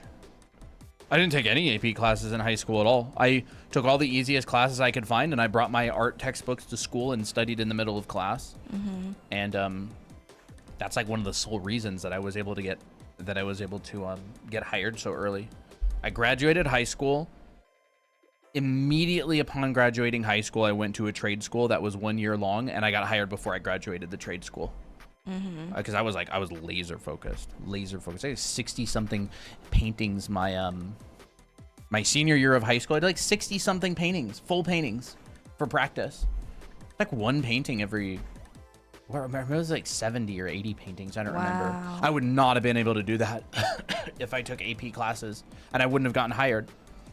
And I didn't regret it, and I've never regretted it once. Yeah. But it depends on your goals. Like, if that's going to contribute to what you want to do in the future, then totally do it. Like, it's just up to you. Like, my goals were not did not have those classes in mind. Applejack's so silly. He's just licking his paws. Cleaning. What are AP classes? They're college level classes that you can take in high school. Yeah, they give you extra brownie Credits. points. I like calling them brownie points because Yeah. they kind of are. It just totally depends. Like, it depends if you want, if you want to go into a college that requires you taking these classes and you really want to do that, then do that. Yeah. You know? But you have to understand that, like, there's definitely things that are easier and more difficult. But, like, the way that Christine and I approach things is we don't give up. Like, you can't fail if you don't give up. I remember one time we were talking to JP and Hannah. And remember, Hannah was like, what are you guys going to do if XYZ does? And she's like, Oh, wait, never mind. You just aren't going to stop. She answered her own question with that. Do you remember that? I do remember that. I don't remember exactly what she said. She'll but be like, you guys actually make it work. Never yeah, mind. it's like, you literally, like, if you don't give up, then you're not defeated. So that's the way that I approach things. Like, you spend a lot of time on it and you work hard on it and end up getting there. So, like, it just depends on your goals. It depends on your work ethic. It depends on whether you're determined or not. Like, I think a lot of people, if they don't reach their goal in a year or two, they'll give up. Yeah. Who's under me? Kitty, I think. One of them. Toby, I see white feet. Let me see here. I'm still in school and I have no idea what path to take, what will benefit my art career. I also have no idea how to get in art school. What? Up on YouTube. I'm still in school and I have no idea what path to take that will benefit my art career. I also have no idea how to get in art school. No idea what path to take that will benefit my art career. You get hired as soon as your work is hireable. Like, that is art. Like, art's one of those simple industries that if your portfolio is hireable, you'll get hired. Yeah. Like, it's that. So if you want to do art as a career, one thing you should be doing all the time is practicing and learning foundation. Yep. Like, regardless of what else you do. You go to art school, that's totally fine. You don't go to art school, doesn't matter. You should be practicing it. It's like going, I want to knit sweaters for a living. I don't know what to do. It's like, you should probably be practicing knitting sweaters. Like, clearly, in my opinion. Like, art is one of those things that is portfolio driven almost exclusively. So yeah, sure, like, go to college for it. That's fine. But, like, the whole point of college is it's just going to force you to practice. Yeah. Like, you don't need to go to art school. You just need to get good. I don't know. Like, that's kind of how it is. You can go to art school. You can get good at art school or in art school. It's not like it's going to necessarily hurt you. The people who are in art school that get really good are the ones who are like Lau. Right? They're literally drawing all the time. And when they're not doing class assignments, they're working on commissions. And when they're not doing class, they're going through an online class They're learning outside of their college. And then well. and then you have people like Lau, or people who get really, really, really good in art school. But it's because they spend boatloads of time drawing outside of school, and then the school's like, Well, by I'll the take way, the credit. this was our student. They are the ones that got the job, and we were there to help them, quote unquote. Not really. I went to a community college for studio arts, and my art didn't improve at all. Now I'm trying to learn on my own, but it's so frustrating. Right now, I feel like I can't make art until I know the fundamentals. I mean, it's so frustrating right now. I would just say, try to find your enjoyment for it as well. I mean, it's like, I like doing art, so I'm gonna learn art, and then I'm gonna kill my like for art as I'm learning art. Because I feel like I It's shouldn't. like, you don't want it to be, you don't want your practice and mentality to turn into like kind of like a self-defeating thing. Yeah. Like, you lose the joy on the way there, and it has nothing to do with the fact that you make it a career. It's a mindset thing. There's lots of artists out there who do art professionally for a job, and it doesn't ruin it for them at all. Yeah. What does the portfolio need? Like the content inside? It's entirely dependent on the industry you're trying to get into. There's a lot of industries inside of the inside of just art in general. There's graphic design, there's concept art, there's illustration, there's so many different kinds. Just Yeah. so many different kinds. You know what's interesting is that your art skill, if you learn like design really well, the fundamentals, you can go outside of just an art career and also help others that aren't like not necessarily art, but you help people design stuff like graphic design and I don't know, architecture or sculpting, or helping people make a product that they can't visualize just yet. There's more to art careers than just like illustration and entertainment game stuff as well. So Tia, I'm just thinking about it as all. Trying to learn on my own is so frustrating. Like, that's why we made the challenges, honestly, because people want to learn and improve, but you also can write your own stories. I don't necessarily know what you're trying to go into as well, like what your goals are. Yeah, I want to get better because I would like to use that to sell my art. That's awesome. Yeah. This is not the only way, absolutely. If my goal was to sell my art, I would learn how to make content. Guys, we clipped like 6 different stream clips recently. Yeah. And posted them on TikTok and Instagram, and it's gotten like 1 million views between all the clips in like the last week. We finally passed 10K on our Instagram that we've put off forever. But making content, like, in this world that we live in, there's like monetary value, and then there's like exposure value. And like, I'm not saying like, oh, I'll pay you an exposure. I'm saying like, having a sizable following is literally like a superpower. Like, Yeah. you get treated differently by clients. People take you seriously. It's just basic psychology. It's one of the cognitive biases, right? Like, if something is popular, people treat it differently. And so use that to your advantage. You can make an anonymous, faceless account, but like, it's crazy.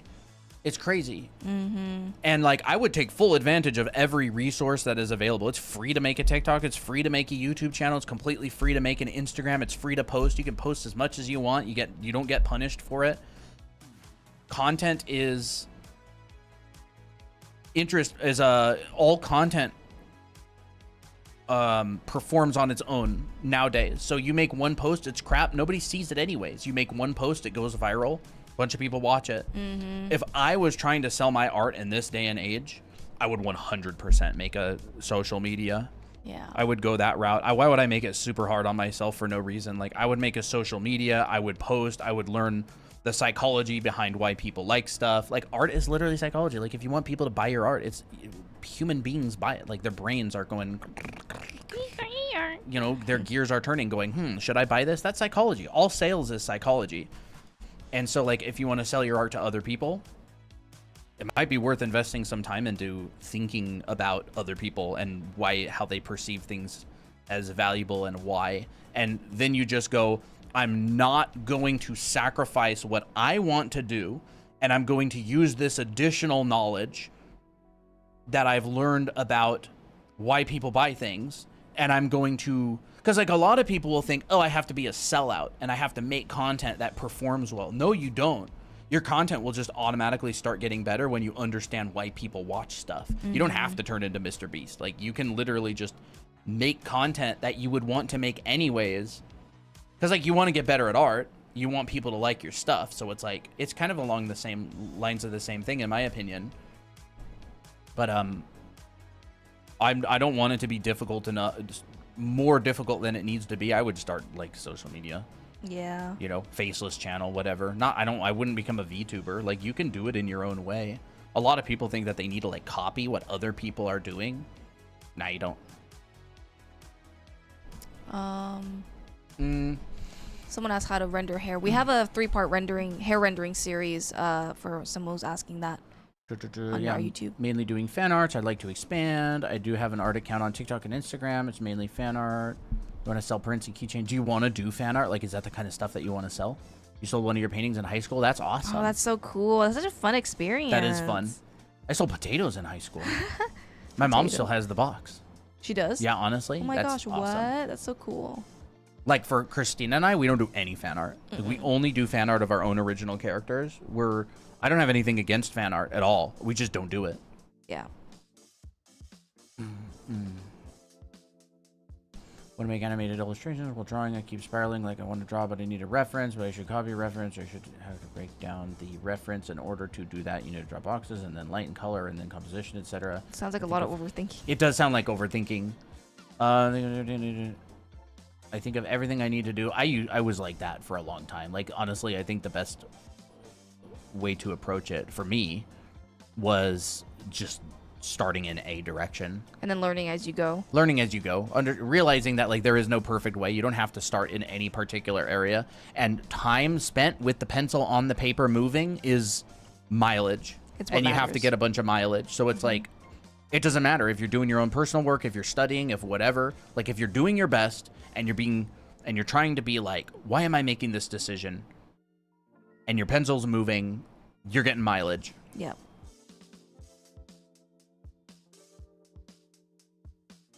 Very true. I just don't know what exactly to post. You know, it doesn't matter what you post, because if it's not good, nobody watches it anyways, and there's no risk. Christina and I spent a year on TikTok with getting no traction at all. We posted all the time. Every single time, we're just like, what? Like, this is going to be the one.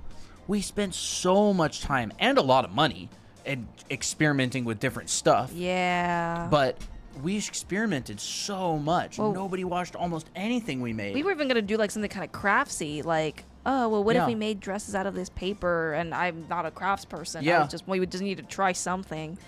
And it just doesn't matter, just like proceeding, because once you start moving, then you have a point of reference that you can compare against. Yeah. It's like, if you're stationary, you can't see how other things relate to each other. But if you're moving, you can go, well, this did worse than that. This did better than that. I wonder why. And, like, you start to get these reference points, and it's like you can triangulate yourself, where you are, where do you want to go, and then you kind of compare that against. You'll go, oh man, that piece of content did really good. And then you kind of compare it to, is this what I really want to do? Is this the sort of thing I'm interested in? You know? Yeah. Yeah, just the filling out the sketchbook start to finish. That's awesome. Like, mileage is good. Is the skin absorbing blue from the sky or green from the dress? From the sky. The skin, yeah. Yeah. You can see that it's, like, kind of on the cooler side, and it's affecting the lit side. So I would say, yeah, it's from the sky. Gorgeously coloring this dress. Thank you. To be honest, I don't want to post my art because it's not really good, but still post. Yeah, and you don't, like, have to post, honestly. Yeah, you don't. It's just the route that I would take would leverage the explosive virality of social media. Like, I don't even care. I don't care about social media at all. Like, I don't have, like, any personal accounts. I have literally 2 things posted on my Instagram. I just don't post on it. I don't really have any care for social media. But Christina and I leverage social media for our art educational business, which is this. So we post content, we make videos, we teach things, we post stream clips. So, like, you can honestly just make a what's it called? Like a pen name or like an online art persona, and they're the front of the thing and you can hide behind it, and so you can be passionate about whatever thing you make. It's like it's like a character that you play, or it's like a little bit of role playing, I guess. Yeah, but it's not that it's not you. Markiplier talks about this, like playing your character. It's the real you. It's just not the you that's scared and antisocial and doesn't want to talk to people and it's is like a hiding in version the of bedroom. you that you like. It's still you. It just comes out when it comes to certain situations. Like you'll notice that if you are more social, depending on who you hang out with, it's kind of like it's still you. It's just a different version. Yeah. Like Christine and I a couple of years ago, and this is really bold of us to say because we had literally no followers back then, but Christine and I had a serious discussion about whether we wanted to be, I don't know what the word would be, internet famous, or whether we wanted to grow, like whether we wanted the publicity of growing and everything. And we were just like, well, we really want to teach people and we really want to eventually make our own anime and manga. Yeah. And so I think that a personal brand featuring like her and I would be probably the most effective way to go about it. Do you have to go about it that way? No. No, you don't. But for us personally, because we didn't really care that much, we were just like, are we going to be okay with getting a bunch of followers and like all of the stuff that comes with that? And this is literally when we were completely small. Like we literally had no followers. I don't even know if we made an account yet. I think we might have just made a YouTube channel, 0 followers, maybe 1 follower, because I think my brother followed us because he's nice. But we had a serious discussion about it because we weren't joking around about this. We were just like, yeah, we're gonna do this, and it's gonna take years. And we gave ourselves 20 years to do it, and that was 4 years ago or something. I don't know. When did we published our first book in like 2022, like 4 years ago or something? How's getting jobs when you're behind a pseudonym? Oh, I don't know. Ask someone who has a pseudonym. We have an LLC. We run a business, and so when we sign up on whatever, TikTok or a bank or a business or anything, we have a corporation. That's our publishing company as well. Our books published underneath of our corporation. Gosh, we have a corporation. Well, yeah, we all literally own a publishing company.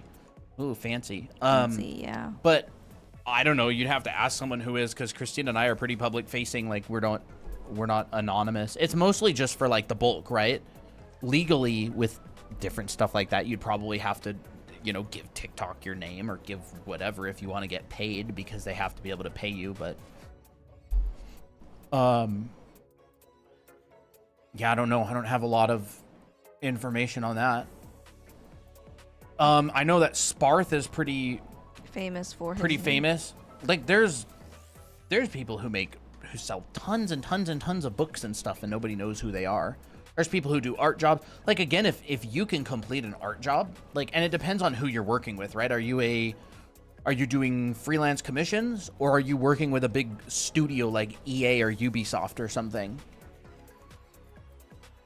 I don't think I'll Yeah, do I this one. know people online who have gotten hired professionally as like concept artists and stuff, and they basically just have like a username. It's like, I mean, there's so many.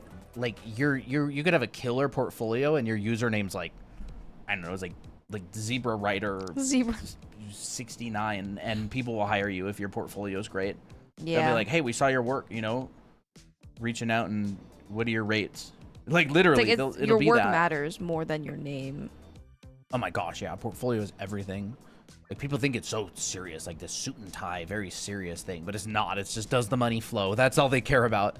They don't care about any of that stuff. It's like, is this person going to get the money flowing? Because these are all for-profit businesses. Like you live your life for profit. Like you want to be able to eat and buy Japanese snacks. You know what I mean? Like, so it's like, it doesn't matter. Like if it makes that happen, then anything is possible, because they're all just people running these things.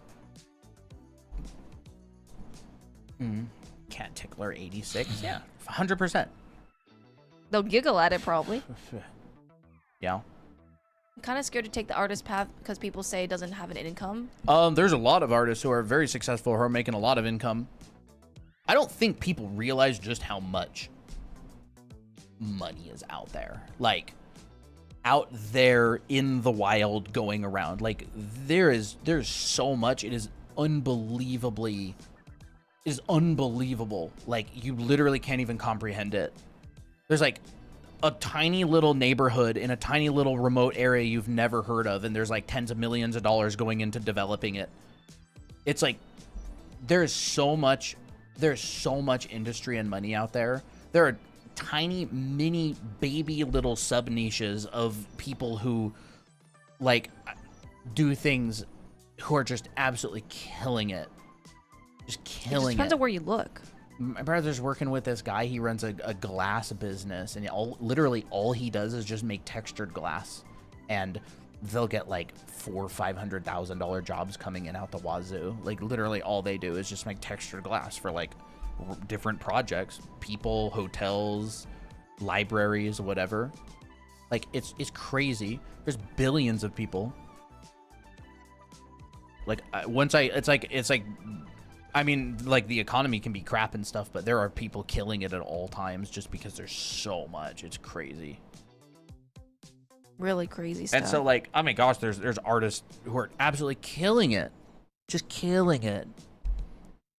I think it's also, like, art, if you want to make money off of art, it's a business. So you got to know where, like, people are, where the market is. Yeah. Like, it depends on also what you want to do. And, The only way to make money is for someone else to give you their money. Yep. That's it. That's the only way. I mean, you don't want to steal it because you can't do that. Mm-hmm. You can't print it because that's also illegal. And so the only way to make money is for someone else to give you theirs. Either YouTube is giving you their money because they're running ads on your videos. Someone's giving you their money because you're doing a commission for them. A company is giving you their money because you're making a character. An investor is giving you their money because they think you're going to be successful and they're going to get a return. And so if that's like the only way to make money, sales and psychology must be pretty important. And it sucks that that's the world we live in, but it is. I mean, everything's just people. That's true. You're dealing with people.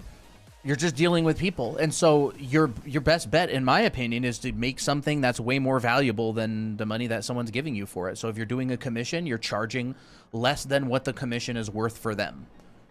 And so if you want to earn more, make the commission more valuable to them, which could mean you get better or you throw in extra bonuses or whatever. It's like, it's just the world we live in.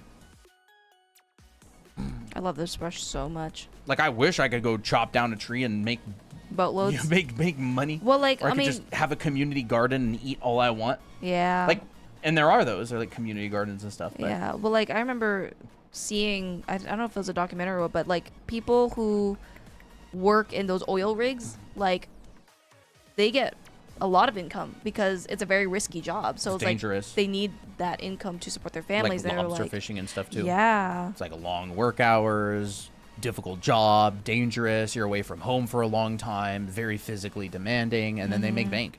Yep. Yeah. Do you offer portfolio review services? Yeah. If you're interested, you can DM me on like Discord or whatever. But I don't really talk, like, I don't really review portfolios that I don't have any expertise on. Like, if you want to go into animation, like, I don't really know much about animation or whatever. Mm-hmm. We're going to get brushes. You can get this brush for free on our site. Yep. Or in our Discord server. I use this brush almost constantly. Like, painting, drawing, whatever. Yeah. And I'm not necessarily endorsing the fact that that's how things work. I've accepted the reality of that's how they work. And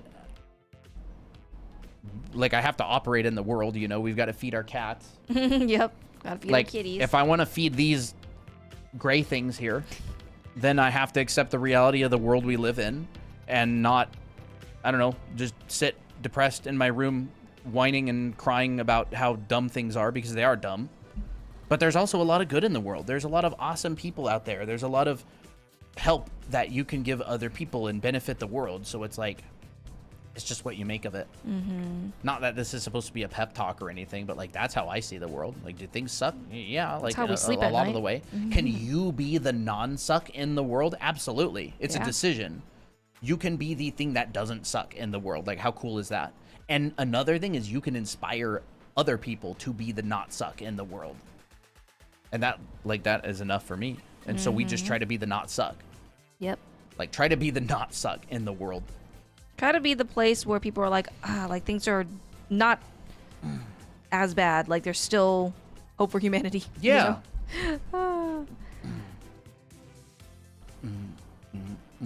But I'm like, I'm not a saint. Like, I'm not just gonna, give away all my stuff and go whatever.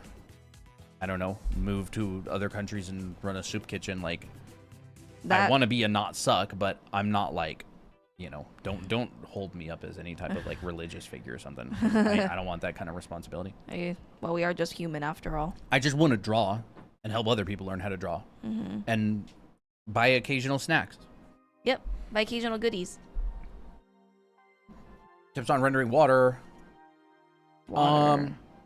I mean, it really depends on your lighting situation. Water is not really an exception in terms of environmental factors. Like, is it the ocean? Is the sky cloudy? Is it rough water? Is it a wave on a beach with the sun shining through the waves? What's the situation of the water? Yeah, what's the color of the sky? What's the color of the light source? Is it a cup of water on the table? Is it this?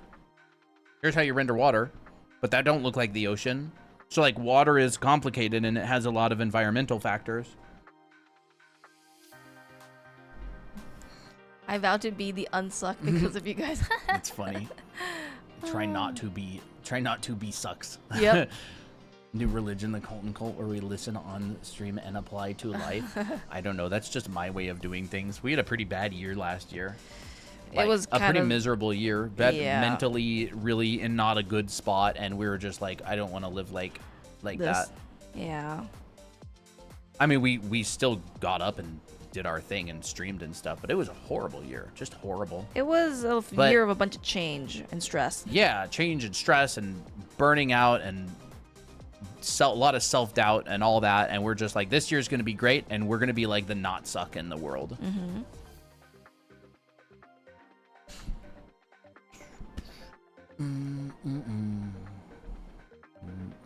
Absolutely agreed.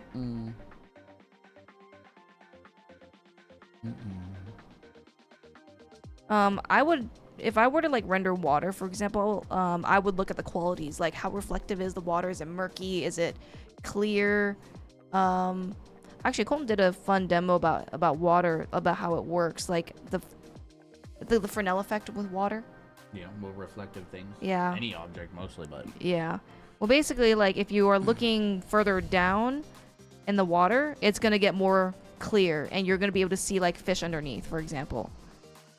You'll be able to see like a bunch of stuff because it's like the light is not reflecting on that area. You're seeing through it. But then as you go towards the top, towards the light, it reflects the light more. So you'll get more of this effect happening. And I'm like, oh my gosh, that's literally water. And then you get reflection on the bottom surface right here. yeah, like, I mean, when it comes to like the ocean and stuff, you have to think about it in terms of like, it's all physics, unfortunately, or fortunately, depending on what you like, right? If you're here and here's water, right? You're looking at this. So there's an angle here, right? There's this angle from your eye to the wave. And then there's this angle from your eye to this wave. And there's an angle from your eye to this wave. And you'll notice that, like, as it gets further out, it generally tends to become a steeper and a shallower angle, all right? So when it comes to reflective objects, the more perpendicular, meaning 90 degrees, that your view is to that object, you'll look through it. And the more shallow, like this is you, right? Let's just draw like a little camera. This is your eyes. All right? And then the steeper or the shallower of an angle that you're looking at something like this, right? 90 degrees, whatever. 20 degrees. Here's your head, here's your camera. You're going to get more reflection. Your view is going to bounce off and see whatever is behind it, right? So your viewer is going to go through, and then some of your view is going to go through, but you're going to get a lot of reflection. So as you look at water that's going away from you, I'm just going to use like one of James Gurney's example. James Gurney painting water. Here's here's a good example. Oh, that's very cool. Kind of a good example. Hi, Let me Artemis. look. This is a decent example. So this looks like a painting from James Gurney, right? And you'll see, you're looking down at this water here. You're seeing through it. You see the rocks beneath right here. You look up here. You're seeing the blue sky and the trees in the background. Wow. So what's happening is, you know, you're standing here. A.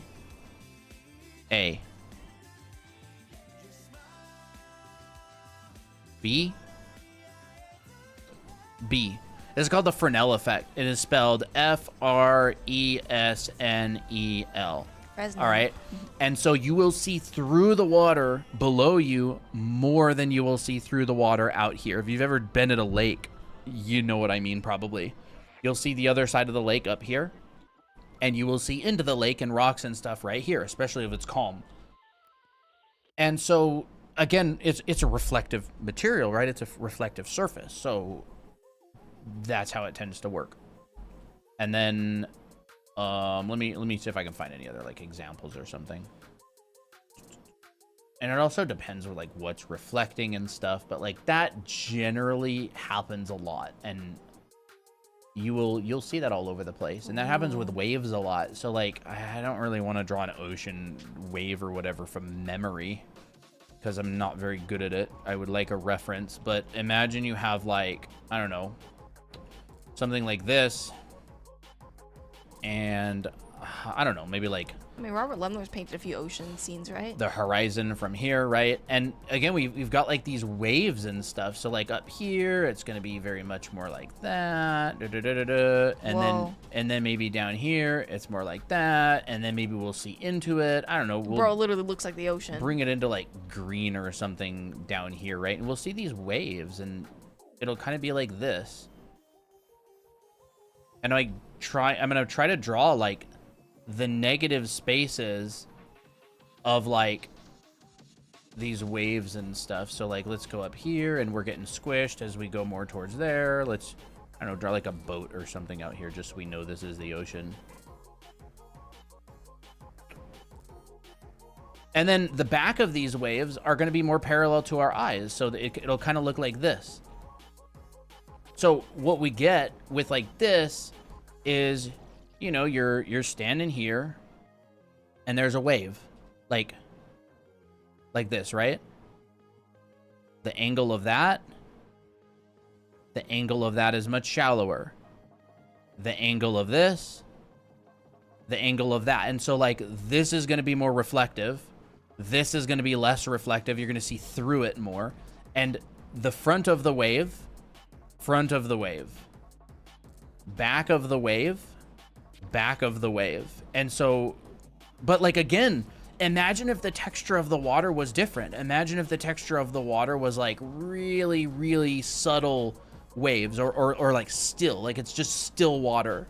Well, then it's just going to kind of go out at one rate. So it really, really depends on the surface of your water and what's happening. It's entirely dependent on the form, and that's why it's so important to start thinking in terms of like form and foundation, because you can like memorize a way to draw water, but then what happens when the water surface is just a little bit different? You're screwed, right? You're like, I have no idea how to draw this or do this thing. That And literally so, looks like the ocean. That's crazy. you know, and this will work with all kinds of stuff. Like, you know, you could have like a sky or something, and then I don't know, maybe this comes like down like this, and this sky will be reflected on the back of these waves and stuff. But again, I don't like painting these things just purely from imagination. But when I do paint them from reference, I'm going, what's happening? Why is it happening? And how do I utilize like knowledge that I have in order to, you know, be able to do this better? And so I'm going to undo all this for now. Be a sunset sky. It's really cool. Ocean painted ocean waves. I'm going to start the oven real quick. Painted ocean waves. And you'll also get stuff like this. So like sun will come through. This is huge. Sun will come through. Like you're seeing into this. This is a cylinder, right? It's like this. And so you're seeing perpendicular to this, and the light is coming through and it's illuminating the water. And so you can paint a wave like that. Marco Gourlay is a guy that I knew. He paints a lot of water. He's really good. Marco, he went to the school that I went to. Dude, he's good at painting water. Okay, maybe he doesn't actually have a lot of stuff in his portfolio anymore. Let's look.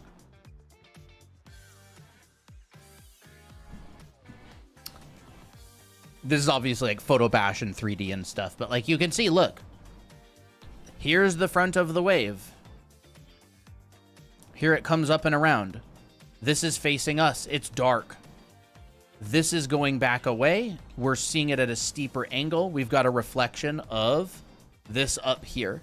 And it feels very natural, right? Look at this. Exact same thing happening, except you've got these like cabin lights up here, right? So the front of the wave is dark, right? If we just like paint a wave in here. Front of the wave is dark. Back of the wave is like reflecting this up here, right? So it'll be like that. But he's kind of painted like stormy water and stuff in. So you're just getting like these little of, you know, I don't know how to say it other than sound effects. I'm sorry. My vocabulary isn't that strong. I don't know how to say it other than that, but it's just like these little hits of light. Like if this was stormy or water, these would be smaller. Like this would be happening at a smaller level, right? So it's like we get like this and that and that. And so if I did have a reference for this, it would be, I would be like looking for the understanding of that, right? Like, why is this happening?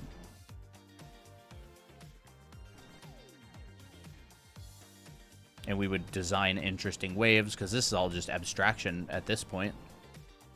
Of course, we're going to get smaller as we go away from us. But whatever. Kind of like that, right?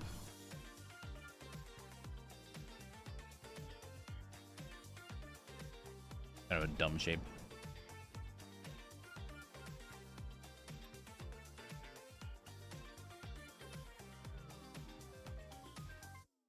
I don't know. That's how I would paint like the ocean and water and stuff, right? And of course, like I didn't draw any of this in down here, so that would probably be pretty dark. And we might get a little bit of light here. And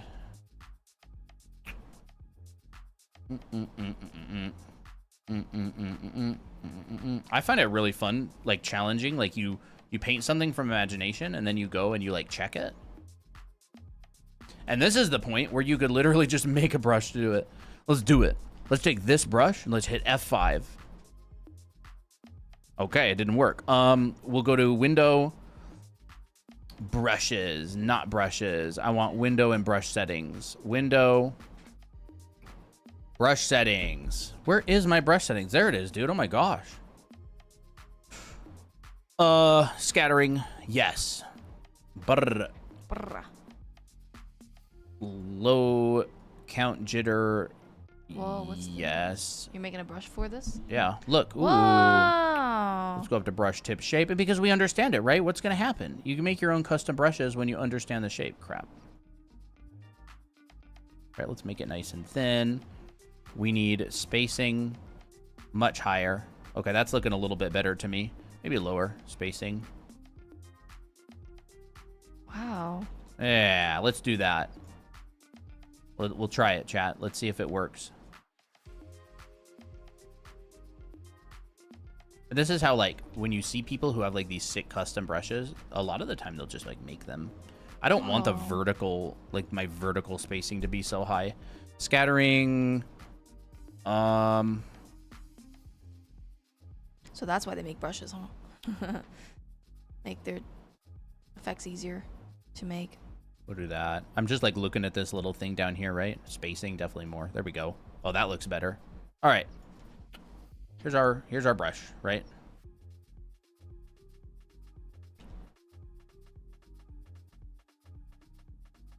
Maybe we have something like that. Didn't really work all that well, unfortunately. It kind of gets that effect, though. I don't want my brush, my shape affected by pen tilt. I just want that off. Yeah, that's better. Now they're all horizontal.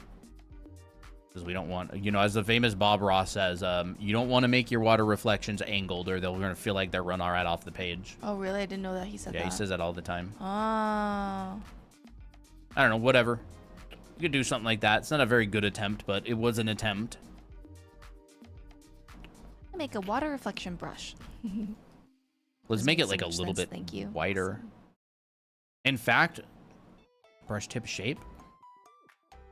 Let's like pull this out a little bit. That's better. And that one will be the closer ones. Oh. I don't know. And people will just make these custom brushes and then just save them into their library for like later use. And they're like, well, every time well, you want to know why some like brush sets are so stinking long, dude? Is because people just make a custom brush for every situation. Like, you mean, no, that's just the smudge brush. Oh, there it is. Oh, wait, it's not in there. Oh. Empty. General brushes. I don't know. Anime art school. They like, look at all these. They're just for like different situations. I don't hardly use any of them. Like grass and stuff. Look at this one. Oh, that's a good one. Ooh, that's pretty. That's a good brush. Bye, Lau. Bye, Lumi. You guys should check out Russ Kramer. Now I'm curious.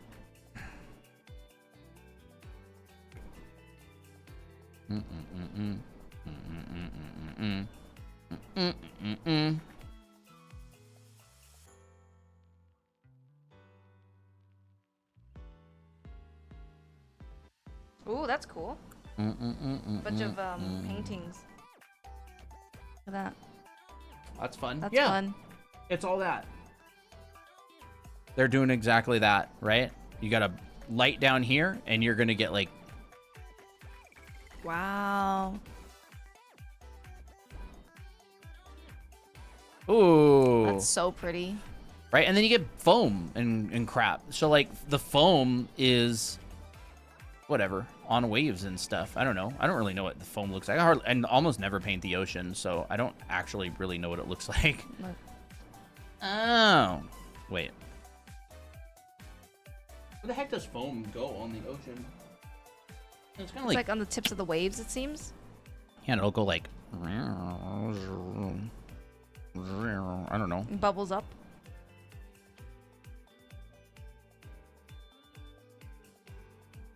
There, we'll do like... I guess it is on the tip of the waves.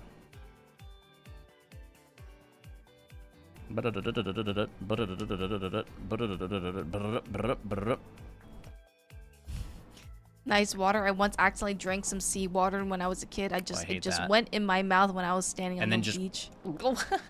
Just suck it down. That was me with pool water every now and then. Yeah. You save these live somewhere? Yes, it's on our YouTube channel. Draw Anime Academy on YouTube. I don't know how I like to paint waves, dude. That's so pretty. That could be a video, honestly. The way you started looked really good. Yeah. How do you understand how the brush settings work? I've been doing Photoshop professionally for 10 years. But like you just go in and mess. Like a more helpful answer would be go in and mess with stuff. See what it affects. That's not my brush settings. Brush settings. Just go mess with crap. Like shape dynamics is going to affect the shape of your brush. Color dynamics, what does that do? Scattering is going to make your brush go. Texture is going to add texture to your brush. Dual brush is going to combine multiple brushes together. Color dynamics is going to affect the color of the brush. Transfer is going to affect, what the heck is transfer anyways? The opacity and stuff, and like the flow of the brush. And I don't know any of these brush pose. I never heard of that in my life, dude. Noise, I guess. Wet edges, I never used that one. Smoothing, sure. That's what I know about brushes. Smooth, let's do it. Smooth. Smooth. You know, we can go, I don't know. Let's just like add a little bit more interesting colors. It looks so like impressionist. There's my, oh, and don't forget, we're gonna want to paint the underside of some clouds back here because,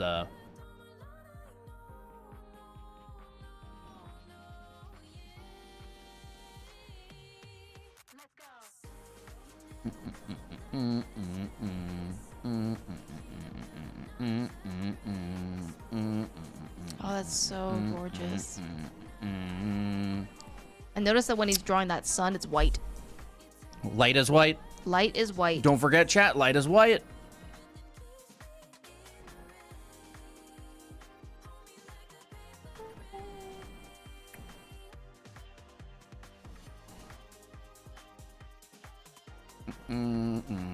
Jeffrey Epstein, you should be dead.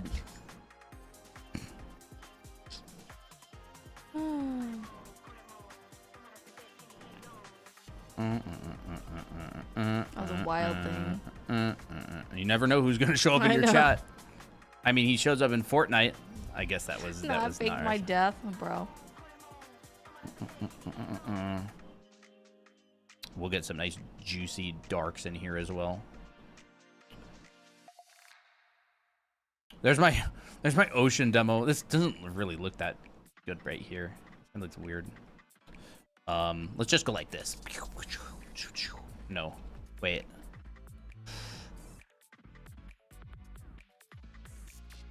And I know the top of like waves will kind of be like ooh, like so we'll kind of like imply that peak or something.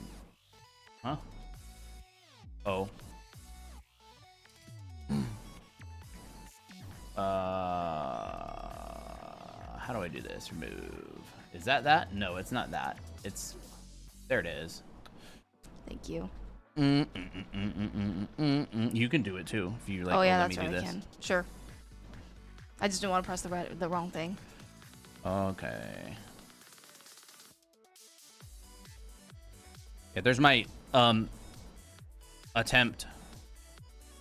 And we'll put some waves back in here or something. So there's a wave. There's a wave. I don't really know if it's doing a great job at feeling like a wave. Are you gonna be playing Draw Me soon? Doubt I it. don't know. Maybe. Maybe. Probably not.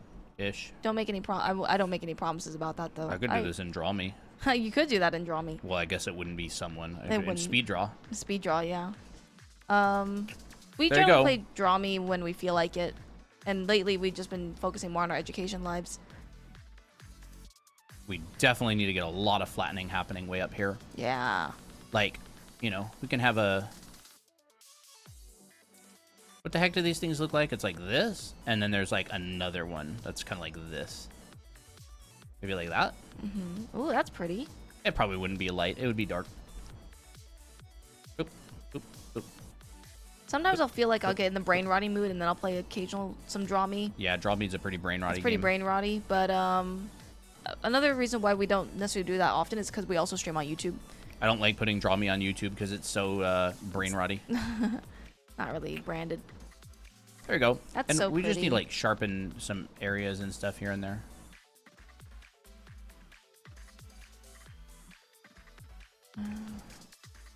There's my attempt. It's amazing. I feel like that could be a good short. How to Sure. paint the ocean. How does water work? Like, and I don't paint the ocean almost ever. It's just I kind of looked at some reference and I went, how does it work? Like, It's literally this. You see through things. You see through the material if it's more perpendicular to you. You get reflections if it's more parallel to you. And I just go, what is the form of the waves? And they get further away from me. They get more parallel with my eye as they go further in the distance. And then I'm like, well, at a focal point, it's the sun. And, you know, we could come up here and... Someone asked if the yellow would be stronger if it's in the distance. I don't know. Maybe. You could make it stronger. Oh, I'm pulling things all over the place now. Push that up there. Where am I? Here I am. Wow. You know, we could do this kind of thing. Make something kind of pretty. We could get a little bit of I'll pull my tolerance down. I rarely go below 15, but this would probably be a part of time that I would. Because there's so much variation. Yeah. Magic Wand Tool is fantastic. Oh, I know. Mountains? What the heck do stinking dolphins look like?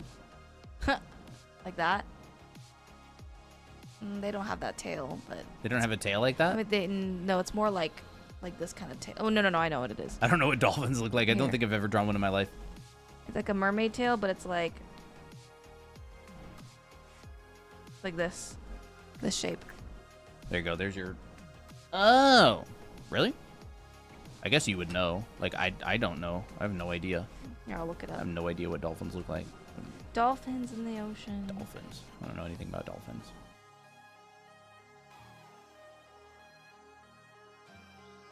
Whatever. There we go. Oh, wow. You're right. They do. I drew dolphin Miki, remember? Oh, yeah. But yeah, that's how I would paint the ocean. And again, it doesn't have to be a sunset. It's just, you can. And if it is, then you get reflections. If it's not, there's a UFO, you get a UFO. Do a whale. Humpback whale. I missed many things. That's okay. You can always rewind. This video will be there for you. Wow, awesome. I just submitted my first art commission. Earned Awesome. $50 for it. That's awesome. That's sick. That's Congrats.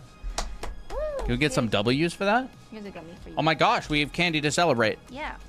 Where did this come from, dude? I just gave it to you, and I just put it away. I'm kind of ready to wrap up because I gotta make meal prep. Yeah, I'll wrap up. But it was fun. It was a fun stream today. If- Don't forget chat. Yeah, if you want to know, like, understand the thought process that I go through to be able to draw these sort of stuff without really like a solid reference, but understanding it. I teach all this kind of stuff in my painting class in anime art school. Like, I thoroughly go through my exact process to understanding this sort of thing. And I do a bunch of environments, bunch of material studies, rendering. We learn how to calculate cast shadows, half to black, color lighting, all that kind of stuff. And yeah, I teach it in my class in anime art school, which is 20% off right now. So if There you you're go. interested in being able to do stuff like that, I'll teach the perspective class. I teach the painting class. If you want to paint clothes like this, I teach the clothing class. Yep, it's like a whole school. Oh, I'll show it up for a little bit longer so you guys can take a screenshot. Yeah, This is the spring sale. and we do have a Discord server as well. It's on this link as well. You guys are so cool. Thank you. You guys honestly have inspired me today with all of these tips. Appreciate it. Awesome. Yippee. I'm glad you're inspired. I am inspired to, I don't know, mess with a 3D printer a bit. I think our print is going to finish at like 11:30 or 11:45 tonight. Oh, that's great. Apple. Oh, there is a sale on these things going on as well. Oh, yes. If you want to grab TikTok yourself one shop. of these, TikTok shop. We use them to teach and learn. They're super useful. Head planes and also lighting. They come with a set of 2, male and female. How do you record the tablets and your faces at the same time here in TikTok? We're streaming from OBS. We have a plugin that throws it over to TikTok. We have a green screen behind us. 2 sources. We got a camera in front of us, and we have a camera right here. Or if I press this button, this goes to my screen. Thank you so much. I haven't drawn for a while and want to get back to it again. Yay! Awesome. I'm glad it was helpful. Awesome. How do you grow the tablets in your faces? Yeah, 2 cameras set up. We have 2 capture cards going into the PC, and green screen. Yeah. And then I use Atom, ATIUM, or AITUM. It's a plugin for OBS that lets you stream vertically and horizontally at the same time. Because we are on YouTube as well. OBS? Open Broadcast Software, Okay. I think it's called. OB and literally an S. Oh, like yeah, the- OBS. That's the streaming app that literally everybody uses. OBS. It's 3 letters. Yep. And then I use a plugin and I throw it over to TikTok Live Studio, which is TikTok's streaming app. And so I have a whole setup on my left monitor for that. Some cute studies today. It was fun. I enjoyed it a lot. I enjoyed it too. Yep, we did a couple painting demos today. We did this. Mm-hmm. That was fun. Yeah. And then we did. It's not in it. Look how tiny that painting is, dude. It's so small. We also did something else here. We did this one earlier. That was a really fun one. I feel like that would be a great short. Yeah, we did that one earlier. Mm-hmm. And then we did this one here. Sweet. And then Christina did her little outfit study. Yep. Boom. All right, everybody. Thank you for showing up and hanging out. Appreciate it. I need to get into color pencil. Nice. That would be fun. That would be really fun.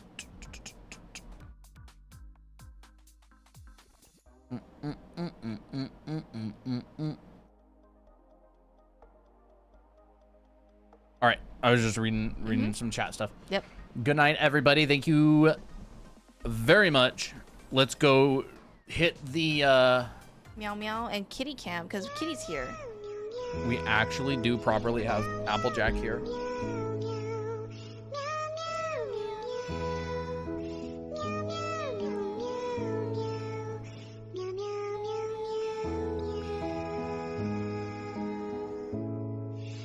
I need to brush him again. Oh my god. What a song. Mm-hmm. Brings a tear to my eye. Good night, everybody. Bye-bye.